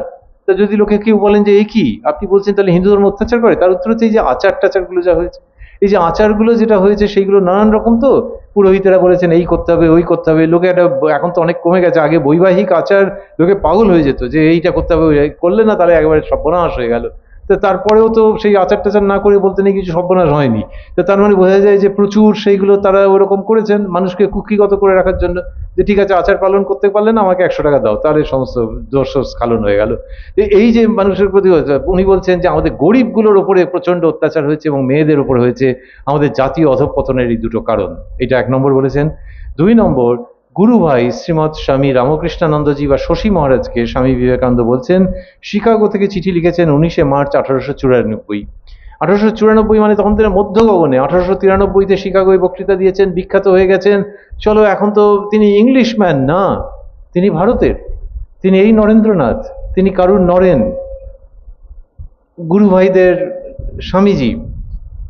সেই স্বামী বিবেকানন্দ ভারতবর্ষের কথা বলছেন। দেখুন 1894-এর চিঠিতে, একটু বড় চিঠি, কিন্তু আমরা গড়গড়িয়ে পড়ব, দেখব যে প্রতিবাদ কতটা ভালোবাসার থেকে হতে পারে এবং কি আধুনিক ভাষায় হতে পারে। বলছেন আমরা মহাপাপী, স্ত্রীলোককে ঘৃণ্য কীট, নরক মার্গ ইত্যাদি বলে বলে অধোগতি হয়েছে। প্রভু কি গোপীবাজিতে ভোলেন? প্রভু বলেছেন, মানে উপনিষদের কথা বলছে, প্রভু বলেছেন ত্বং স্ত্রী ত্বং পুমানসি ত্বং কুমার উত বা কুমারী ইত্যাদি। তুমি স্ত্রী, তুমি পুরুষ, তুমি কুমার, তুমি কুমারী, এইরকম প্রভু বলেছেন, অর্থাৎ ধর্মে আছে। আর আমরা বলছি দূরম অপসর রে চণ্ডাল, এই চণ্ডাল দূরে সরে যা, আমরা বলছি। কেন ঈশা নির্মিতা নারী মোহিনী ইত্যাদি, এই মোহিনী নারীকে কে সৃষ্টি করেছে, এরকম আমরা চিরতা খাওয়া মুখ করে বলেছি। আমরা নাকি বিরাট ধার্মিক পুরুষ, অথচ উপনিষদে বলা হচ্ছে যে কুমারী, কুমার, বৃদ্ধ, শিশু যাই বলো না কেন তাদের মধ্যে সেই তিনিই আছেন। বা বাবা, ওখানে এইসব বলা হয়েছে আর আমাদের ব্যবহারে এই ভেদ। ওরে ভাই, দক্ষিণ দেশে যা দেখেছি, উচ্চ জাতির নিচের উপর যে অত্যাচার, মন্দিরে যে দেবদাসীদের নাচার ধুম, যে ধর্ম গরিবের দুঃখ দূর করে না, মানুষকে দেবতা করে না, তা কি আমার ধর্ম? আমাদের কি আর ধর্ম? আমাদের ছুঁত মার্গ, খালি আমায় ছুঁয়ো না, আমায় ছুঁয়ো না। হে হরি, স্বামীজি বলছেন আমায় ছুঁয়ো না। উনি দেখেছেন যে ব্রাহ্মণেরা তারা বলছে যে আমায় ছুঁয়ো না, সত্যি সত্যি আমাকে টাচ করবে না, আমার ছায়া মারবে না, এরকম ভাবে ব্রাহ্মণেরা বলেছে। তাহলে কি আচ্ছা দিন, সরি, ভালো দিন এসে গেছে কি তাহলে? যে যদি ভাবি যে না এখন তো আর ওইসব ছোঁয়াছুঁয়ি এখনো আছে, অন্য রূপে আছে। এই তোমার কি দীক্ষা হয়েছে? ও তোমার দীক্ষা হয়নি তো, ওটা অন্য রূপে, অন্য রূপে। আর তোমার কার কাছে হয়েছে? ও ওনার কাছে না, আমাদের ইনি বাবা যা দীক্ষা দিয়েছেন কতজনকে, এ বিশাল সংখ্যা। এইখানে তোমার থেকে আমার তফাৎ হয়ে গেল, বুঝতেই পারছো যে কে উঁচুতে কে নিচে। এটা অন্য ধরনের। তো মানুষের মনের মধ্যে এটা থাকে তো, যে তোমার থেকে আমি বড়, এটা প্রতিষ্ঠা করলে তবে না সুখ আছে। সুতরাং ওই যে আমি হোলিয়ার দেন দাও, আমি তোমার থেকে বড়, এটা যুগে যুগে নানান রকম ভাবে আসে। স্বামীজি সেইখানে আমাদেরকে সতর্ক করছেন। হে হরি, যে দেশের বড় বড় মাথাগুলো আজ 2000 বৎসর খালি বিচার করছে ডান হাতে খাবো কি বাম হাতে, ডান দিক থেকে জল নেবো কি বাঁ দিক থেকে, এবং ফটফট সোহা ক্রাং ক্রাং হু হু করে, তাদের অধোগতি হবে না তো কার হবে? কাল সুপ্তেষু জাগর্তি কাল হি দুরতিক্রমঃ। সকলে নিদ্রিত থাকলেও কাল জাগরিত থাকেন, তাকে ফাঁকি দেওয়া যায় না, তাকে অতিক্রম করা বড় কঠিন। তিনি জানছেন, তাঁর চোখে কে ধুলো দেয় বাবা? যে দেশে কোটি কোটি মানুষ মহু আর ফুল খেয়ে থাকে, আর 10-20 লাখ সাধু আর ক্রোড় দশেক ব্রাহ্মণ ওই গরিবদের রক্ত চুষে খায় আর তাদের উন্নতির কোনো চেষ্টা করে না, সে কি দেশ না নরক? সে ধর্ম, সে পৈশাচ নৃত্য। এই যে বললেন যে 10-20 লাখ সাধু আর ক্রোড় দশেক ব্রাহ্মণ, এই যে সাধুদের ওপরেও রাগ আছে, পরিষ্কার রাগ আছে। তার মানে যারা কিনা ওই রকম সব, তিনি তো দেখেছেন যে ভস্য টস্য মেখে এ করে ও করে একটা কি করছে, সে হয়তো ঘর বাড়ি ছেড়েছে কিন্তু গায়ে ভস্যের মতনই অনেক কামনা বাসনাও মেখে আছে, তাতেও কিছু বলতাম না। কিন্তু সে তো লোককে ঠকাচ্ছে, তো উল্টো পাল্টা জিনিস বলছে এবং লোককে শোষণ করছে, সে শোষণ করছে। আজকে যদি কেউ সাধুর বেশ ধরে অর্থ উপার্জন করেন, তো স্বামীজি সেখানে রুখে দাঁড়াবেন না? তো সেখানে স্বামীজি সেই কমিউনিটিকে দেখেছেন এবং রেগে গেছেন তো। আর ক্রোড় দশেক ব্রাহ্মণদের কথাও বললেন। এমনিতে স্বামীজি বলেছেন যে আমাদের সমস্ত সমাজকে ব্রাহ্মণত্বে উপনীত করে নিতে হবে, অর্থাৎ ব্রাহ্মণত্ব যে কনসেপ্ট, সেখানে কিসের চ্যাটার্জি ব্যানার্জি, সমস্ত পদবীধারী যারা, কিসের ছেলে মেয়ে সকলকে ওই ব্রাহ্মণত্বে উত্তীর্ণ করতে হবে। শ্রেষ্ঠ মানুষ হচ্ছে ব্রাহ্মণ। তার সঙ্গে ওইসব কার সঙ্গে কার বিয়ে হবে ওইসব কথা তুলনা, কিন্তু শ্রেষ্ঠ মানুষ হচ্ছে ব্রাহ্মণ, যার কিনা ভেতরে লোভ লালসা কমে গেছে, যে পড়াশোনা নিয়ে থাকে, যে ঈশ্বর চিন্তা করে, যে নারীকে ভোগ্যবস্তু হিসেবে দেখতে বললে কষ্ট পায়, যার জীবনটা অন্যরকম, তাকেই বলি ব্রাহ্মণ। সে মেয়েও হতে পারে, ছেলেও হতে পারে। মেয়েরা আগেকার দিনে ছিল ছেলেদের থেকে উপরে যাচ্ছে, গার্গী মৈত্রেয়ীর কথা পড়নি? স্বামীজি শেখাচ্ছেন তো। সুতরাং সেই ব্রাহ্মণত্বে পুরো সমাজকে উঠিয়ে নিতে হবে। কিন্তু যারা কিনা এমনি পোশাকে ব্রাহ্মণ, তারা যা শোষণ করছে, বাপরে বাপ। তার মানে ব্রাহ্মণের মধ্যে কিছু অংশ ভালো আছে, কিছু অংশ ওইরকম আছে। তো তার স্বামীজি ওই রকম কথা বললেন। দাদা এইসব দেখে, গুরু ভাইকে বলছেন, দাদা এইসব দেখে, বিশেষ দারিদ্র আর অজ্ঞতা দেখে আমার ঘুম হয় না। চিন্তা করুন কিরকম উক্তি বলছেন, আমার ঘুম হয় না, সত্যি সত্যি ঘুম হচ্ছে না। বেলুর মঠে একদিন রয়েছেন, পাশের ঘর থেকে তার গুরু ভাই স্বামী বিজ্ঞানানন্দজি, নামটা বড় কিন্তু এরা স্বামীজিকে হিমালয়ের মতো করে দেখেছেন। তো সেই গুরু ভাই স্বামীজির কাছে একেবারে অনুগত সেবক। তা তিনি শুনতে পাচ্ছেন এরকম আওয়াজ আসছে, গোঙানির আওয়াজ আসছে। তিনি ভেবেছেন যে স্বামীজির শরীর খারাপ। গিয়েছে, স্বামীজি বলছেন, ওরে নারে, যখন জিজ্ঞেস করেন বলছেন যে ওরে নারে, দেশের লোকের কষ্টে স্থির থাকতে পারছি না।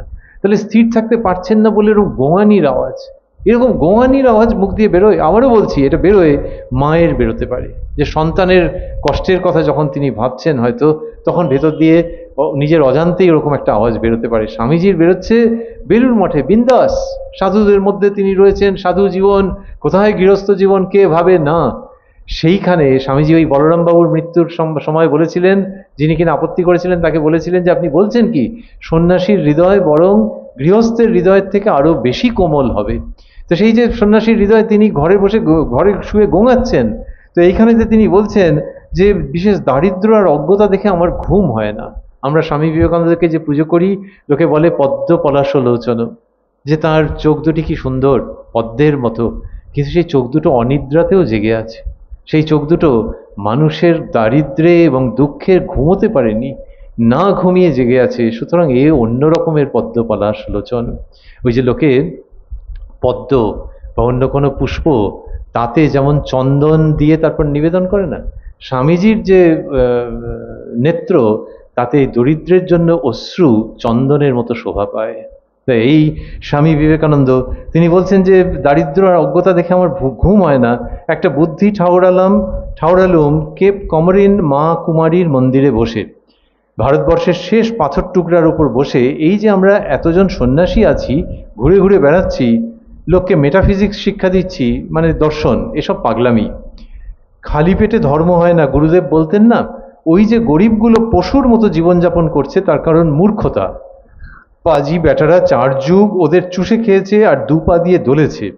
মনে করো, এইবার এই সব প্রতিবাদের পরে সমাধানের কথা বলছেন, মনে করো কতকগুলি সন্ন্যাসী যেমন গায়ে গায়ে ঘুরে বেড়াচ্ছে, কোন কাজ করে? প্রথমে বলছেন যে কতগুলি সন্ন্যাসী যেমন গায়ে গায়ে ঘুরে বেড়াচ্ছে, কোন কাজ করে, মানে এরা ভবঘুরে মতো। তেমনি কতকগুলি নিঃস্বার্থ পরহিত চিকিৎসু সন্ন্যাসী গ্রামে গ্রামে বিদ্যা বিতরণ করে বেড়ায়, নানা উপায়ে, নানা কথা, ম্যাপ, ক্যামেরা, গ্লোব ইত্যাদির সহায়ে আচণ্ডালের উন্নতিকল্পে বেড়ায়। তাহলে কালে মঙ্গল হতে পারে কিনা, এই সমস্ত প্ল্যান আমি এইটুকু চিঠিতে লিখতে পারি না। ওই যে বলছেন ওইখান থেকে, যে সন্ন্যাসীরা লোকের ঘরে ঘরে যাবে এবং লোককে শিক্ষা দেবে। শেষের দিকে আবারও একটা দুঃখের এবং প্রতিবাদের কথা বলছেন, যে we as a nation have lost our individuality and that is the cause of all mischief in India. We have to give back to the nation its lost individuality and raise the masses. আমরা দেশ হিসেবে আমাদের যে ব্যক্তি স্বাতন্ত্র্য সেটাকে হারিয়ে ফেলেছি, তো মানুষকে তার ওই ব্যক্তি স্বাতন্ত্র্য ফেরত দিতে হবে। হিন্দু ধর্মের কথা বলছেন স্বামী বিবেকানন্দ, হিন্দু ধর্মের কথা বলছেন, আমরা বলছিলাম যে প্রতিবাদী ভাষা। হিন্দু ধর্মের কথা বলছেন, তার এক শিষ্যকে লিখছেন, যেটা আপনাদের কাছে আগে উল্লেখ করছিলাম, পৃথিবীতে আর কোনো ধর্মই হিন্দু ধর্মের মতো এত উচ্চ তানে মানবতার জয়গান গায় না, আবার পৃথিবীতে কোনো ধর্মই হিন্দু ধর্মের মতো দরিদ্র ও নিচু জাতের গলায় এমনভাবে পা দিয়ে দলে না। এটা বললেন। মুসলমান ধর্ম, ইসলাম ধর্ম সম্পর্কে যা বলছেন হয়তো আপনারা অনেকে পড়েছেন, হয়তো আপনারা অনেকে পড়েননি। ইসলাম ধর্মের সম্পর্কে ওই যেখানে যার ভালো সেটা বলেছেন, আবার মন্দটাও বলছেন যখনই যথার্থ ধর্মের উদয় হয়েছে তখনই মনের এমন একটা বিশালতা এসেছে যা দিয়ে সর্বত্র আলো দেখতে পাওয়া গেছে। এদিক দিয়ে কিছু কিছু মুসলমান সবচেয়ে ক্রুড এবং সবচেয়ে সাম্প্রদায়িক। ওই ধর্মের মধ্যে যে সৌভ্রাতৃত্বের কথা আছে সেটা বিশেষভাবে বলেছেন, এখানে অন্য প্রতিবাদ করছেন। কিন্তু এরকম নয় যে আমি অন্য ধর্মকে শুধু গুডি গুডি থিংস বলে থাকি। এদিক দিয়ে কিছু কিছু মুসলমান সবচেয়ে ক্রুড এবং সবচেয়ে সাম্প্রদায়িক। তাদের একমাত্র বুলি হলো একমাত্র একজনই ঈশ্বর আছেন এবং মোহাম্মদ তাঁর প্রফেট। এর বাইরের সব কিছু যে শুধু খারাপ তাই নয়, সেগুলোকে তৎক্ষণাৎ ধ্বংস করতে হবে, ওটি যারা বিশ্বাস করে না সেই সব নরনারীকে মুহূর্তে হত্যা করতে হবে ইত্যাদি। প্যাসিফিক থেকে আটলান্টিক পর্যন্ত সারা জগৎ জুড়ে রক্তস্রোত বয়ে গেছে এই মুসলিম ধর্ম। কিন্তু তাহলেও এই মুসলমানদের মধ্যে থেকে যখনই কোনো দার্শনিক উঠে এসেছেন, তিনি সঙ্গে সঙ্গে এইসব নিষ্ঠুরতার প্রতিবাদ করেছেন। এতে তার অন্তরস্থিত দিব্যত্বের স্পর্শ দেখা গেছে এবং বোঝা গেছে যে সেই যে পরম সত্য তার কিছুটা হলেও তিনি উপলব্ধি করেছেন এবং ধর্ম নিয়ে তিনি খেলা করছেন না। দেখাচ্ছেন যে প্রত্যেকটা ধর্মের মধ্যে ঠিক ঠিক লোক আছে, কিন্তু তার মধ্যে যে অন্য দিকটা আছে সেটাও বলতে ছাড়ছেন না। যে তুমি ভেবো না যে তোমার ধর্ম সম্পর্কে খারাপ যে দিকগুলো বললাম তার মানে অন্যরা সবাই না, ওরকম নয়। এবারে আমরা দেখবো যে বিদেশে তিনি যখন বলেছেন, কি চমৎকার কণ্ঠস্বর। বিদেশে গেলে লোকে সামলে যায়। বাঙালিদের একটা আছে মুশকিল, বলে আমার পাড়ায় যদি হতো না দেখে নিতাম। কোথায় কার সঙ্গে কি হয়েছে সেখানে কেউ একজন মেরেই দিয়েছে হয়তো একটা চটথাপ্পড়, লোকে বলে ও আমার পাড়ায় যদি হতো। আরে পাড়ায় মারবে কেন, তোমার তো বেপাড়াতেই মেরেছে, তোমার যদি সাধ্য থাকে বেপাড়ায় তার সঙ্গে রুখে দাঁড়াও। কিন্তু বাঙালিরা সাধারণত বলে যে পাড়ায় যদি হতো, কোনোদিনই পাড়ায় হবে না। তো তার থেকে তার সাহস বোঝা যায়। কিন্তু স্বামীজি বেপাড়ায় কি করছেন, তিনি শিকাগোতে গেছেন, বক্তৃতা দিয়েছেন, এবং ওই যে শিকাগোর সিরিজ অফ লেকচার্স, সেখানে তাকে রাজার মতো সম্বর্ধনা দেওয়া হয়েছে। অনেক বক্তৃতা সভায় যেখানে দেখেছে যে লোকে উঠে উঠে যাবে মনে হচ্ছে, তখন স্বামীজির সঙ্গে কথা বলে ঘোষণা করেছে যে Swami Vivekananda will speak at the last. তখন লোকে একেবারে চুম্বকে যেরকম লোহাকে ধরে সেরকমভাবে তারা ওই সভাস্থলে বসে থেকেছে যে স্বামী বিবেকানন্দের কথা শুনবে বলে। এইরকম লোক ওদের অপ্রিয় কথা কি কিছু বলে? সাধারণত বলে না, যে এখানকার মোটামুটি মন রেখে। কিন্তু স্বামীজি একটা বক্তৃতায় তার ছিল বিষয় যে খ্রিস্টানরা ভারতের জন্য কি করতে পারেন। এবং স্বামীজি জানেন যে খ্রিস্টানরা অনেক মিশনারি ভারতে পাঠায়, তারা ভারতের সম্বন্ধে যা তা বলে ওদের থেকে ডলার উপার্জন করে বলে যে ভারতবর্ষে যে বিধর্মীরা আছে, অর্থাৎ খ্রিস্টান ধর্মের নয়, তাদেরকে মানুষ করবার জন্য আমরা যাচ্ছি। ওরা সাপ টাপ খেলায়, জামা কাপড় পরতে শেখায়নি, কি খায় দেয় কোনো অসভ্য জাত, তাদেরকে সুসভ্য করবার জন্য আমরা যাচ্ছি, অতএব পয়সা করি মানে অর্থ দাও, এরকম ভাবে তারা করে। তো স্বামীজি, এটা একটা মিশনারিদের বড় অংশ, কিন্তু আবার ভালো মিশনারিও আছেন। তো স্বামীজি ওই শিকাগোতে বক্তৃতা দিচ্ছেন এবং সেখানে বলছেন যে দোহাই আপনাদের, আমাদের ধর্মটর্ম বেশি দরকার নেই। সে ভাষাটা কি, আপনারা খ্রিস্টানরা, আপনারা হিদেনদের মানে অন্য ধর্মের লোক, আপনারা হিদেনদের আত্মার উন্নতির জন্য মিশনারি পাঠাতে কতই তো ভালোবাসেন, তো আপনারা তাদের শরীরগুলোকে অনাহার থেকে বাঁচাবার জন্য কোনো চেষ্টা করেন না কেন? ভারতে ভয়ঙ্কর খরার সময় হাজারে হাজারে মানুষ খিদের জ্বালায় মরে গেছে, কিন্তু আপনারা খ্রিস্টানরা তাদের জন্য কিচ্ছুটি করেননি। সারা ভারত জুড়ে আপনারা প্রচুর চার্চ তৈরি করেন, কিন্তু প্রাচ্য দেশের জ্বলন্ত অভাব ধর্ম নয়, ধর্ম তাদের যথেষ্টই আছে। আসলে জ্বলন্ত ভারতবর্ষের লক্ষ লক্ষ যন্ত্রণাকাতর মানুষ শুষ্ক কণ্ঠে কেবল অন্নের জন্য আর্তনাদ করে মরছে। তারা ভাত চায় আর আমরা তাদের পাথর দিই। আমরা মানে ওদের কথাই বলছেন। উপবাসী মানুষকে ধর্ম কথা শোনানো মানে তাদের অপমান করা। আমি এদেশে এসেছিলাম দারিদ্র্যের অন্ধকারে নিক্ষিপ্ত আমার দেশের মানুষগুলোর জন্য কিছু সাহায্য ভিক্ষা করতে, এবং খ্রিস্টানদের কাছ থেকে অন্য ধর্মের মানুষের জন্য সাহায্য পাওয়াটা যে কতটা কঠিন তা আমি পুরোপুরি বুঝে গেছি। বক্তৃতার মধ্যে বলছেন। এটাতে পপুলারিটি কমে এমনিতে, কিন্তু ইংলিশে যাকে বলে টু কল আ স্পেড, একেবারে পরিষ্কার আমরা প্রেম ও প্রতিবাদের মূর্ত প্রতীক স্বামী বিবেকানন্দের কথা বলছি। এবং আমরা বলেছিলাম যে এর মধ্যে দুটো জিনিস আরও আছে, সেটা একটা হচ্ছে পবিত্রতা। পবিত্রতা এতক্ষণ ধরে আমরা প্রায় শেষের দিকে চলে এসেছি, যে আলোচনা করছি তার মধ্যে বোঝাই যাচ্ছে যে মহাপবিত্র ব্যক্তি না হলে এটা হয় না। পবিত্র ব্যক্তি মানে তাকে অন্য কিছু স্পর্শ করছে না, যে জানো আমি ভারতবর্ষের লোকের হয়ে ব্যাটিং করতে এখানে আসিনি যে তোমাদের সব খারাপ বলবো, আবার তোমাদের সব ভালো বলবো, সরি, ওরকম চাটুকারিতা করতেও আসিনি। তবে হ্যাঁ, তোমাদের কর্কশ বাক্য যদি বলেও থাকি সেটা তোমাদের ভালোর জন্য, কারণ ওই যে বললাম যে অজ্ঞ লোকেরা যাকে মানুষ বলে আমি সেই ভগবানেরই সেবক, আমি সেই নারায়ণেরই সেবক, এইটা যিনি বলছেন তার সর্বাঙ্গে পবিত্রতা মাখা আছে, আর প্রার্থনা আছে। প্রার্থনার কথাটা দেখবো আমরা এক্ষুনি। আবার বিদেশি অপশাসন সম্পর্কে আমরা বিদেশে প্রতিবাদের রূপ দেখছি।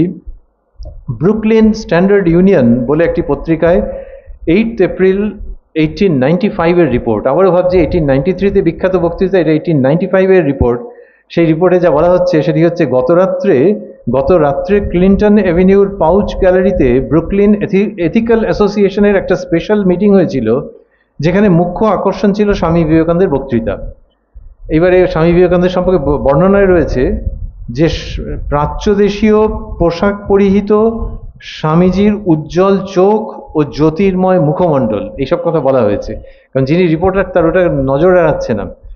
এইবার তার বক্তৃতা থেকে উদ্ধৃত করে ওই রিপোর্টের মধ্যে, তাহলে যিনি কিনা ওরকম ঋষির মতো চেহারা, এভরিবডি উইল লাইক হিম, সবাই চাইবে যে তার সঙ্গে হ্যান্ডশেক করতে, ও দেশের যে রীতি, তাকে প্রণাম জানাতে তাদের মতো করে। কিন্তু সেখানে আবার সাহেব টাহেবদের নিন্দেমন্দ এমা তা কেন করবো? স্বামীজি বলছেন, তার বক্তৃতার থেকে উদ্ধৃত দেওয়া হচ্ছে, তিনি বলেছেন ইংরেজ সভ্যতা 3টি বি দিয়ে তৈরি, বাইবেল, বেয়নেট ও ব্র্যান্ডি।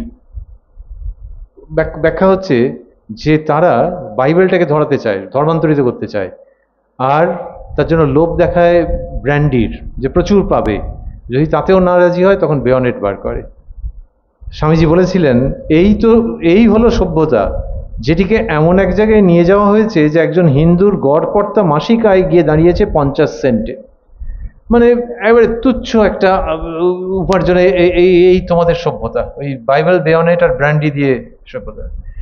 এরপরে আবার স্বামীজি ভারতের হিতৈষী বন্ধুদের কথা বলেন, সাহেবদের কথা বলেন, বলেও সেখানেও আঘাত করেন, যারে তোমাদের মধ্যে ভালো ভালো লোক আছে, তাদের খবর জানো? যে মহাপ্রাণ মেয়েদের প্রথম কলেজ স্থাপন করেন এবং যার জীবনের বিশাল অংশ শিক্ষার প্রতি উৎসর্গীকৃত, সেই ডেভিড হেয়ারের নাম আমেরিকা কখনো শুনেছে কি না? কত রকমের ভাবে শ্লেষ ব্যঙ্গ আছে, যে সেইগুলো লোকগুলোকে নিয়ে আলোচনা হোক না। তা না, বলছে ভারতবর্ষ নাকি সাপুড়ে আর বেদেদের দেশ, ভারতবর্ষ বেদ উপনিষদের দেশ, এই খবরটা তোমাদের কাছে পৌঁছচ্ছে না বুঝি? এইবারে শেষে আমরা বলছিলাম যে প্রেম এবং প্রতিবাদ নিয়ে বক্তৃতা, তার মধ্যে আমরা বলেছি যে পবিত্রতায় মাখামাখি, আর শেষে এসে বলছি আরেকটি প, অর্থাৎ প্রার্থনা। এই প্রার্থনা কি সুন্দর, যে ভালোবাসি লোককে, সেই জন্য যেখানে মানুষের কষ্ট সেখানে প্রতিবাদ করি, আর সবের উপরে হচ্ছে প্রার্থনা। সেই প্রার্থনা কীরকমভাবে হতে পারে? যখন প্রার্থনা হয় তখন ঘণ্টা বাজে, অনেক সময় গির্জায় ঘণ্টা বাজে, মন্দিরে ঘণ্টা বাজে। স্বামীজি একটা ঘণ্টার আওয়াজ শুনেছিলেন, সেইটাকে অন্যভাবে ব্যবহার করছেন। বলছেন আজ সকালে যে ঘণ্টার আওয়াজটা হলো, সাম্প্রদায়িকতা, মৌলবাদ ও তাদের ভয়াবহ উত্তরসূরি যে ধর্মান্ধতা, এরা মিলে দীর্ঘকাল এই সুন্দর পৃথিবীকে গ্রাস করে রেখেছে। এটা বলছেন ওই 1893-এর যে বক্তৃতা, সেইখানে সকালবেলায় ঘণ্টার ধ্বনি হয়েছিল যখন অনুষ্ঠানের সূচনা হয়েছিল। তিনি বলছেন এরা পৃথিবীকে, ওই যে সাম্প্রদায়িকতা, মৌলবাদ ও ধর্মান্ধতা, এরা পৃথিবীকে হিংসায় পরিপূর্ণ করেছে, ঘন ঘন পৃথিবীকে রক্তস্নাত করেছে, সভ্যতাকে ধ্বংস করেছে এবং এক একটা রাষ্ট্রকে হতাশার সাগরে নিক্ষেপ করেছে। এই বিভৎস দানব না থাকলে মানব সভ্যতা এখনকার থেকে অনেক বেশি উন্নত হতে পারত। কিন্তু এদের বিদায়কাল আসন্ন, এবং আমি আন্তরিকভাবে আশা করি যে আজ সকালে এই সম্মেলনের সম্মানে যে ঘণ্টাধ্বনি হয়েছে তা যেন ধর্মান্ধতার, তরবারি বা কলমের মুখে ঘটা সব নিপীড়নের এবং যারা অভিন্ন লক্ষ্যের দিকে অগ্রসর সেই সমস্ত মানুষের মধ্যে সর্বপ্রকার ক্ষতিকর যে মানসিকতা আছে সেগুলির মৃত্যু ঘণ্টা রূপে ধ্বনিত হয়। বলছেন একই উদ্দেশ্যে যাচ্ছে কিন্তু তাদের মধ্যে খারাপ ফিলিংস আছে, এইগুলোর অবসান হয়। অর্থাৎ বলতে চাইছেন যে দেখো ধর্মই করতে চাইছে কিন্তু আমার ধর্ম তোমার ধর্ম বলে আগুন লাগিয়ে দিল। এইগুলোর যেন অবসান হয়, ধর্মান্ধতার অবসান হয়, তরবারি দিয়ে যে মানুষে মানুষে বিভেদ, কলম দিয়ে যে বিভেদ, এই সমস্ত যেন অবসান হয়। এবং আপনারা আমরা সকালে যে ঘণ্টার ধ্বনি শুনলাম সেগুলো যেন এই দানবগুলোর মৃত্যু ঘণ্টা রূপে ধ্বনিত হয়। এর মধ্যে প্রার্থনা আছে, অন্য রকমের প্রাণবন্ত প্রার্থনা আছে।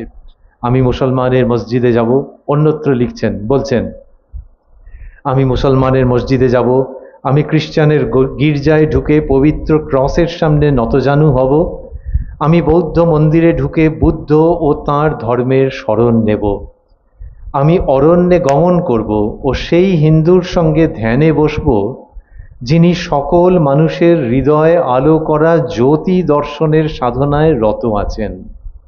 আমি যে শুধু এইগুলিই করব তা নয়, ভবিষ্যতে আর যা কিছু আসতে পারে সে সবের জন্য আমি আমার হৃদয় উন্মুক্ত রাখব।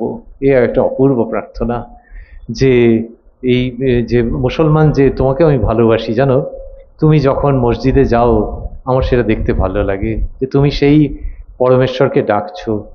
আমার যে হিন্দু ভাইটা বনের মধ্যে গিয়ে পরমেশ্বরের উপাসনা করছে এবং সকলের হৃদয়ে যে জ্যোতি, সেই জ্যোতিকে দেখবার সাধনায় আছে, আমি আমি আমি তার সঙ্গে আছি। যে সাহেব গির্জায়, আমি তার সঙ্গে আছি। আর শুধু তাই নয়, ভবিষ্যতে আরও কত রকম হতে পারে, সত্যি হচ্ছে তো কত রকমের ধর্ম, আমি সেই সমস্ত কিছুর জন্য আমার হৃদয় উন্মুক্ত রাখবো। শ্রীরামকৃষ্ণ বলছেন যে ব্যাকুলতা থাকলেই হলো, ব্যাকুলতা আর পবিত্রতা, ব্যাকুলতা আর তীব্রতা, এই সমস্ত কথা শ্রীরামকৃষ্ণ ঘুরে ফিরে বলছেন যে কোনো পথের মধ্যে যদি এটা থাকে তাহলে হবে। স্বামী বিবেকানন্দ বলছেন যে আমি তাহলে যে প্রতিবাদ যিনি করেছেন তিনি এই প্রার্থনা করছেন যে যেন সবাইয়ের মধ্যে দিয়ে যত মত তত পথ প্রভুর কথা যেন ফুলে ফুলে সমগ্র বিশ্বকে ছেয়ে দেয়। আর যে আমি বলছি সেই আমি হৃদয় উন্মুক্ত রাখবো আর যা কিছু আসতে পারে সেই সব কিছুর জন্যে। তাহলে চারটে পয়ের কথা যে বললাম, প্রেম, প্রতিবাদ, পবিত্রতা এবং প্রার্থনা, এই চারটে শব্দ মিলে কোনো একটা রূপ তৈরি হয় কি? এই চারটে শব্দকে দিয়ে একটা অস্তিত্বকে যদি তৈরি করা যায় তাহলে জানবেন যে সেই অস্তিত্বের নাম রামকৃষ্ণ মিশন। রামকৃষ্ণ মিশনের মধ্যে স্বামীজি যেটা করে গেলেন সেটা কিন্তু এইটাই। সেখানে প্রেম থাকবে, উপযুক্ত ক্ষেত্রে প্রতিবাদ থাকবে, কিন্তু সমস্তটাকে আবৃত করে রাখবে অতলান্ত পবিত্রতা এবং দিগন্ত বিস্তারী প্রার্থনা। ওং সর্বে ভবন্তু সুখিনঃ ইত্যাদি যে বলা হচ্ছে, এটা শেষে আমরা বলি সর্বে ভবন্তু সুখিনঃ মানে হচ্ছে আমি যে মাইকে আপনাদের কাছে বলছি, এই মাইকে যদি এমন জোর থাকতো যে সারা পৃথিবীতে এটা ছড়িয়ে যাবে, বিশ্বাস করো আমি সমস্ত পৃথিবীর মানুষ সুখী হোক এরকম আমি চাইছি। দিগন্ত বিস্তারী প্রার্থনা, এইটা তো বেলুড় মঠের মধ্যে রয়েছে, যে সারা পৃথিবীর থেকে চয়ন করে নিয়ে আসা সমস্ত প্রার্থনা, পবিত্রতা, প্রতিবাদ, উপযুক্ত ক্ষেত্রে প্রতিবাদ, প্রতিবাদ ছাড়া অগ্রগতি হবে কি করে, আর প্রেম, এই চারটে মিলে রামকৃষ্ণ মিশন। স্বামী বিবেকানন্দের ভাবনার বাণীর রূপ রামকৃষ্ণ মিশন। আমার নিজের ব্যক্তিগত জীবনের অভিজ্ঞতা বলে শেষ করি। রামকৃষ্ণ মিশনের প্রসঙ্গ এলো, আর আমাকে আবুধাবি থেকে নিমন্ত্রণ করেছিলেন অনেক বছর আগে যে সেখানে বক্তৃতা দেওয়ার জন্য, সেখানে ভক্ত মানুষদের কাছে, এবং দুবাইতেও বক্তৃতা ছিল। তো দুবাইয়ের ইন্ডিয়া ক্লাব বলে একটি জায়গা আছে, সেখানে এখনও আছে, আপনারা নেটে দেখলেই পাবেন। তো সেখানে একটা বক্তৃতা ছিল স্বামী বিবেকানন্দের ওপর, ইংরেজিতে ছোট্ট বক্তৃতা। বক্তৃতা যখন হয়ে গেল তারপরে কি হলো যে সেই বক্তৃতা হয়ে যাওয়ার পর তারা ধন্যবাদ জানালেন, প্রশ্নোত্তর ছিল। সেই প্রশ্নের যে উত্তরগুলো দিলাম আমার মনে হলো যে আমি ওদেরকে সন্তুষ্ট করতে পেরেছি। নানান রকমের প্রশ্ন ছিল, কতগুলো সোজা কতগুলো শক্ত। এইসব যখন হয়ে টয়ে গেল এবং আমাকে ফুলের বোকে দিয়েছেন, সেই সবগুলো নিয়ে যখন নামছি, বেশ একটু ভারী ছিল, তখন দেখি আমার সামনে একজন মানুষ এসে দাঁড়ালেন হাসি হাসি মুখে। তিনি আমার থেকে লম্বা চওড়া এবং তিনি ইংলিশে আমাকে যেটা বলছেন সেইটা আমার শুনে বুঝতে সময় লাগলো। ইংলিশটা খুব পরিষ্কার। তিনি বলছেন যেটা বাংলা করলে দাঁড়ায় যে আপনাদের স্বামী বিবেকানন্দ তো আমাদের দেশকে পাগলাগারদ বলেছিলেন। আমি তখন ভাবলাম যে এই রে, এর কিছু একটা আপত্তি টাপত্তি আছে, এখন এই বিদেশ বিভুঁয়ে আমাকে একা পেয়েছে, কারণ এ তো এখানকারই লোক, দুবাই কি আবুধাবির লোক হবে বোঝাই যাচ্ছে। এইবারে আমাকে কি বলতে চাইছে আর স্বামী বিবেকানন্দের কথা কি বলছে আমার এখন মনেও পড়ছে না। ফলে ঘেমে যাওয়ার মতো অবস্থা যে আপনাদের স্বামী বিবেকানন্দ আমাদের দেশকে পাগলাগারদ বলেছিলেন, এই তো সাংঘাতিক ব্যাপার। আমি তখন একটু মানে সত্যি কথা বলতে গেলে আপনাদের কাছে একটু বোকা বোকা হাসছি। তখন তিনি বললেন, তবে কি জানেন, ওইসবের জন্যেই পরে সংস্কার আন্দোলন হলো। আমি দেখছি যে এই প্রশ্ন করছে, এই উত্তর দিচ্ছে, তখন ঘাম দিয়ে জ্বর ছেড়ে যাওয়ার মতো। আবারও একটুখানি প্রথাগত হাসি টাসি বিনিময় করে তারপর বোধহয় শেক হ্যান্ড হলো। আমি ভাবছি যে পালাতে পারলে বাঁচি, করে চলে এলাম। তারপরে আমার মাথার মধ্যে ছিল যে ব্যাপারটা কি, উনি কি বলছেন। মালাবার একবার বোধহয় বললেন। পরে তখন ইন্টারনেটের ব্যবহারটা আমি করতে পারিনি, ও দেশে অল্প স্টে ছিল আর কি, এবং ব্যস্ততা ছিল। পরে এখানে এসে খুঁজলাম, নেটে খুঁজলাম, এমনি বইপত্র খুঁজলাম। করতে গিয়ে দেখলাম হ্যাঁ স্বামীজি বলেছেন। স্বামীজির সব কথা তো পুরোটা পড়া হয় না, বা পড়লেও মনে থাকে না, এটা পড়া ছিল না। এইখানে দেখলাম যে স্বামী বিবেকানন্দ, ওই যে আমরা বলছিলাম যে প্রেম এবং প্রতিবাদ, স্বামী বিবেকানন্দ যখন দক্ষিণ ভারত ভ্রমণ করেছেন তখন মালাবার অঞ্চলে, এখন এই কেরালা ইত্যাদি সন্নিহিত অঞ্চল, মালাবার অঞ্চলে তিনি গিয়ে দেখেছেন যে এই অস্পৃশ্যতা এবং নিজ জাতের মানুষকে অসম্মান করা, সে টেরিবল একেবারে। সেইটা দেখে প্রচণ্ড রেগে গিয়ে একটা চিঠিতে লিখেছেন। আমি দেখলাম আরে, ওই যে বলেছিল, তাহলে ফার্স্ট পার্টটা বুঝতে পেরেছি, আর এখন আমি নিরাপদ, কোনো ভয় টয় কিছু নেই। যা লিখেছেন সেটা বাংলা করলে দাঁড়ায়, মালাবারে যা দেখলাম, জগতে এর চেয়ে বেশি হাস্যকর কি আর কখনো কিছু হয়েছে। হাস্যকর বলছেন কিন্তু প্রচণ্ড রেগে। উচ্চবর্ণীয়রা যে রাস্তায় হাঁটাচলা করেন সেখানে কোনো নিজ জাতির লোককে ঢুকতেই দেওয়া হয় না। মানে মনে করুন বিধান সরণি একটা থরোফেয়ার, বলে এখান দিয়ে ব্রাহ্মণরা যাতায়াত করবে, অন্যরা এখান দিয়ে যাবে না। তাহলে নগর জীবনে কি সাংঘাতিক হবে। এছাড়াও তো আরও ছিল, স্বামীজি এইগুলোর কথা বলেছেন, বলে তারপরে লিখছেন, এই সব দেখে শুনে, এইবার রাগটা পুরো ফুটে বেরোচ্ছে, এই সব দেখে শুনে মালাবাড়িরা যে এক একটি পাগল, এবং তাদের বাড়িঘর দোরগুলো যে এক একটি পাগলাগারদ, তাছাড়া আর কি সিদ্ধান্ত হতে পারে। এইটা চিঠিতে লিখেছেন। তো সত্যি সত্যি পাগলাগারদ বলেছেন তো এই দেশকে। এইবার আমি ভাবলাম যে বলেছে এই লোকটা আমাকে, কিন্তু মারেনি তো আমাকে শেষ পর্যন্ত। মারলো না কেন? যে একে পেয়েছি শোধ তুলে নি। তখন দেখলাম যে কারণ আছে। ওই অঞ্চলে 1930 সালে শ্রীযুক্ত নারায়ণ গুরু বলে একজন বড় সমাজ সংস্কারক এসেছিলেন আমাদের দেশে, আমাদের অঞ্চলে ঈশ্বরচন্দ্র বিদ্যাসাগর প্রমুখের মতো। তিনি এসে ওই সমাজের যে সমস্ত নিয়ম ছিল, আপনারা জানেন যে মন্দিরে কারা ঢুকবে না ঢুকবে, সেসবের বিরুদ্ধে নারায়ণ গুরু এবং তার সঙ্গে কিছু সজ্জন তারা মিলে প্রচুর আন্দোলন করেন, এবং সেই কেরালার যে সংস্কার আন্দোলন সেটা তাদের ইতিহাসের এক বর্ণময় অধ্যায়, এবং তার ফলে অনেক সংস্কার সেগুলো ভেঙে যায়, কিছু কিছু আইন রদ করা হয়, আইন বদল করা হয়, এই সমস্ত করে সেখানে স্বাধীনতার এবং মুক্ত চিন্তার এবং মাথা উঁচু করে বাঁচবার যে জোয়ার বা যে নতুন হাওয়া, সেইটা বইতে আরম্ভ করে। তখন আমি ভাবলাম যে ওই ইয়াং ম্যান, তিনি আমাকে যেটা বলতে চেয়েছেন সেটা হচ্ছে যে স্বামী বিবেকানন্দ এই রকম বলেছিলেন বলে এটা হয়েছে। আপনাদের কাছে বলতে ভুলে গেলাম, এই শেষের দিকে আমি প্রায় 10 মিনিট বেশি সময় নিয়েছি, শেষের দিকে তাড়াহুড়ো করতে গিয়ে বলতে ভুলে গেলাম। নারায়ণ গুরুর কথাটি পেলাম কোত্থেকে? পেলাম যখন আমি কলকাতায় এসে মায়ের বাড়িতে, তখন এখন যেটি রামকৃষ্ণ মঠ বাগবাজার, সেখানে অধ্যক্ষ ছিলেন স্বামী মুমুক্ষানন্দজি মহারাজ। তার কাছে গিয়ে যখন বিদেশের কথা উনি জানতে চাইছিলেন, একটু একটু করে বলেছিলাম, তার মধ্যে এইটি বলেছিলাম যে ওই মানুষটি এরকম বলেছিলেন, স্বামীজির লেখায় এসব আছে, আর কি বললেন ওখানে সংস্কার আন্দোলন হয়েছে। তখন উনি বললেন যে হ্যাঁ, আমরা যখন ট্রেনিং সেন্টারে ছিলাম তখন রঙ্গনাথানন্দজি মহারাজ আমাদেরকে পড়িয়েছিলেন নারায়ণ গুরুর কথা। ও তো ঠিকই বলেছে। এইটি মুমুক্ষানন্দজি মহারাজ আমাকে নারায়ণ গুরুর নামটা বলেন। তারপরে আমি পড়তে গিয়ে দেখি যে হ্যাঁ, নারায়ণ গুরুই সেই ব্যক্তি, এবং দুবাইয়ের সেই মানুষ, ইন্ডিয়া ক্লাবে যিনি ছিলেন, তিনি বলেছেন যে স্বামী বিবেকানন্দ এইরকম বকুনি দিয়েছেন, সেই জন্যই ওই ওনার বক্তব্য যে সেটা আশীর্বাদ হয়ে ঝরে পড়েছে। অন্যভাবে বলতে গেলে নারায়ণ গুরু ওই স্বামীজির আশীর্বাদ মাথায় নিয়ে কাজ করেছেন, এটা এই বক্তা বলছে না, সেই ছেলেটি তিনি আমাকে বলেছেন। এবং সেই জন্য অত হাসি হাসি মুখে আমার সঙ্গে তাকিয়েছিল আমার দিকে, দুর্ভাগ্যবশত আমি রেসিপ্রোকেট করতে পারিনি।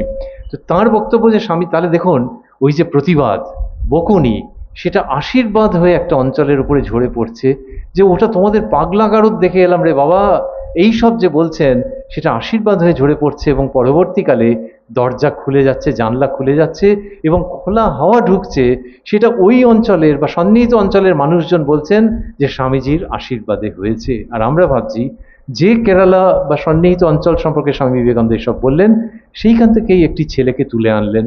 সেই ছেলেটি যখন ক্লাস 8, তখন সে কথামৃত পেয়েছিল। কথামৃত পেয়েছিল সম্ভবত ইংলিশে বা তার ভাষায়, এবং ক্লাস 8-এ একজন বন্ধু বললে যে এই বইটা পড়বে, সে বললে হ্যাঁ পড়বো, বা বন্ধু বলেছিল পড়বি, এবার যে হ্যাঁ পড়বো। সেইটা পড়ে সে ঠিক করেছিল যে ঘরে থাকবে না, সে ঘর ছেড়ে দিয়ে সাধু হবে, এবং তিনিই পরবর্তীকালে স্বামী রঙ্গনাথানন্দজি মহারাজ। তাহলে ওই অঞ্চল থেকে, মালাবার বলি কেরালা বলি, যেখানে স্বামীজি ওই রকম ভাষায় তীব্র কষাঘাত করলেন, প্রতিবাদের মূর্ত প্রতীক স্বামী বিবেকানন্দ যে ভাষায় কষাঘাত করছেন, সেই কথা ভাবতে ভাবতে ভাবছি সেই প্রতিবাদের যিনি মূর্ত প্রতীক, তিনি প্রেমেরও মূর্ত প্রতীক। ওইখান থেকে একজন ছেলেকে তুলে আনলেন, এবং পরবর্তীকালে তিনি যে সংঘ স্থাপন করেছেন তার শিরোদেশে তাকে স্থাপন করলেন অধ্যক্ষ রূপে। সুতরাং প্রতিবাদ, প্রেম, পবিত্রতা, প্রার্থনা, এই সমস্ত মিলেমিশে স্বামী বিবেকানন্দের রূপ নিচ্ছে। অন্তরালে ঠাকুর আর মায়ের স্মিত হাসি আমাদের মনে পড়ছে, আর যেন ঝকঝক করে হাসছে আরেকজন। তিনি নরশরীর ধারণ করেননি, কিন্তু যেন তার থেকেও বেশি তিনি আর কেউ নন, এই রামকৃষ্ণ ভাবধারা তথা বেলুড় মঠ তথা রামকৃষ্ণ মিশন। এই সমস্ত উজ্জ্বল, দেবতুল্য, দিব্য ভাবান্বিত হাস্যমুখ স্মরণ করতে করতে সমগ্র বক্তৃতাটিকে তাঁদেরই শ্রীচরণে নিবেদন করে আমরা তাঁদের আশীর্বাদ ভিক্ষা করে এইখানেই সমাপন করি। ধন্যবাদ, নমস্কার।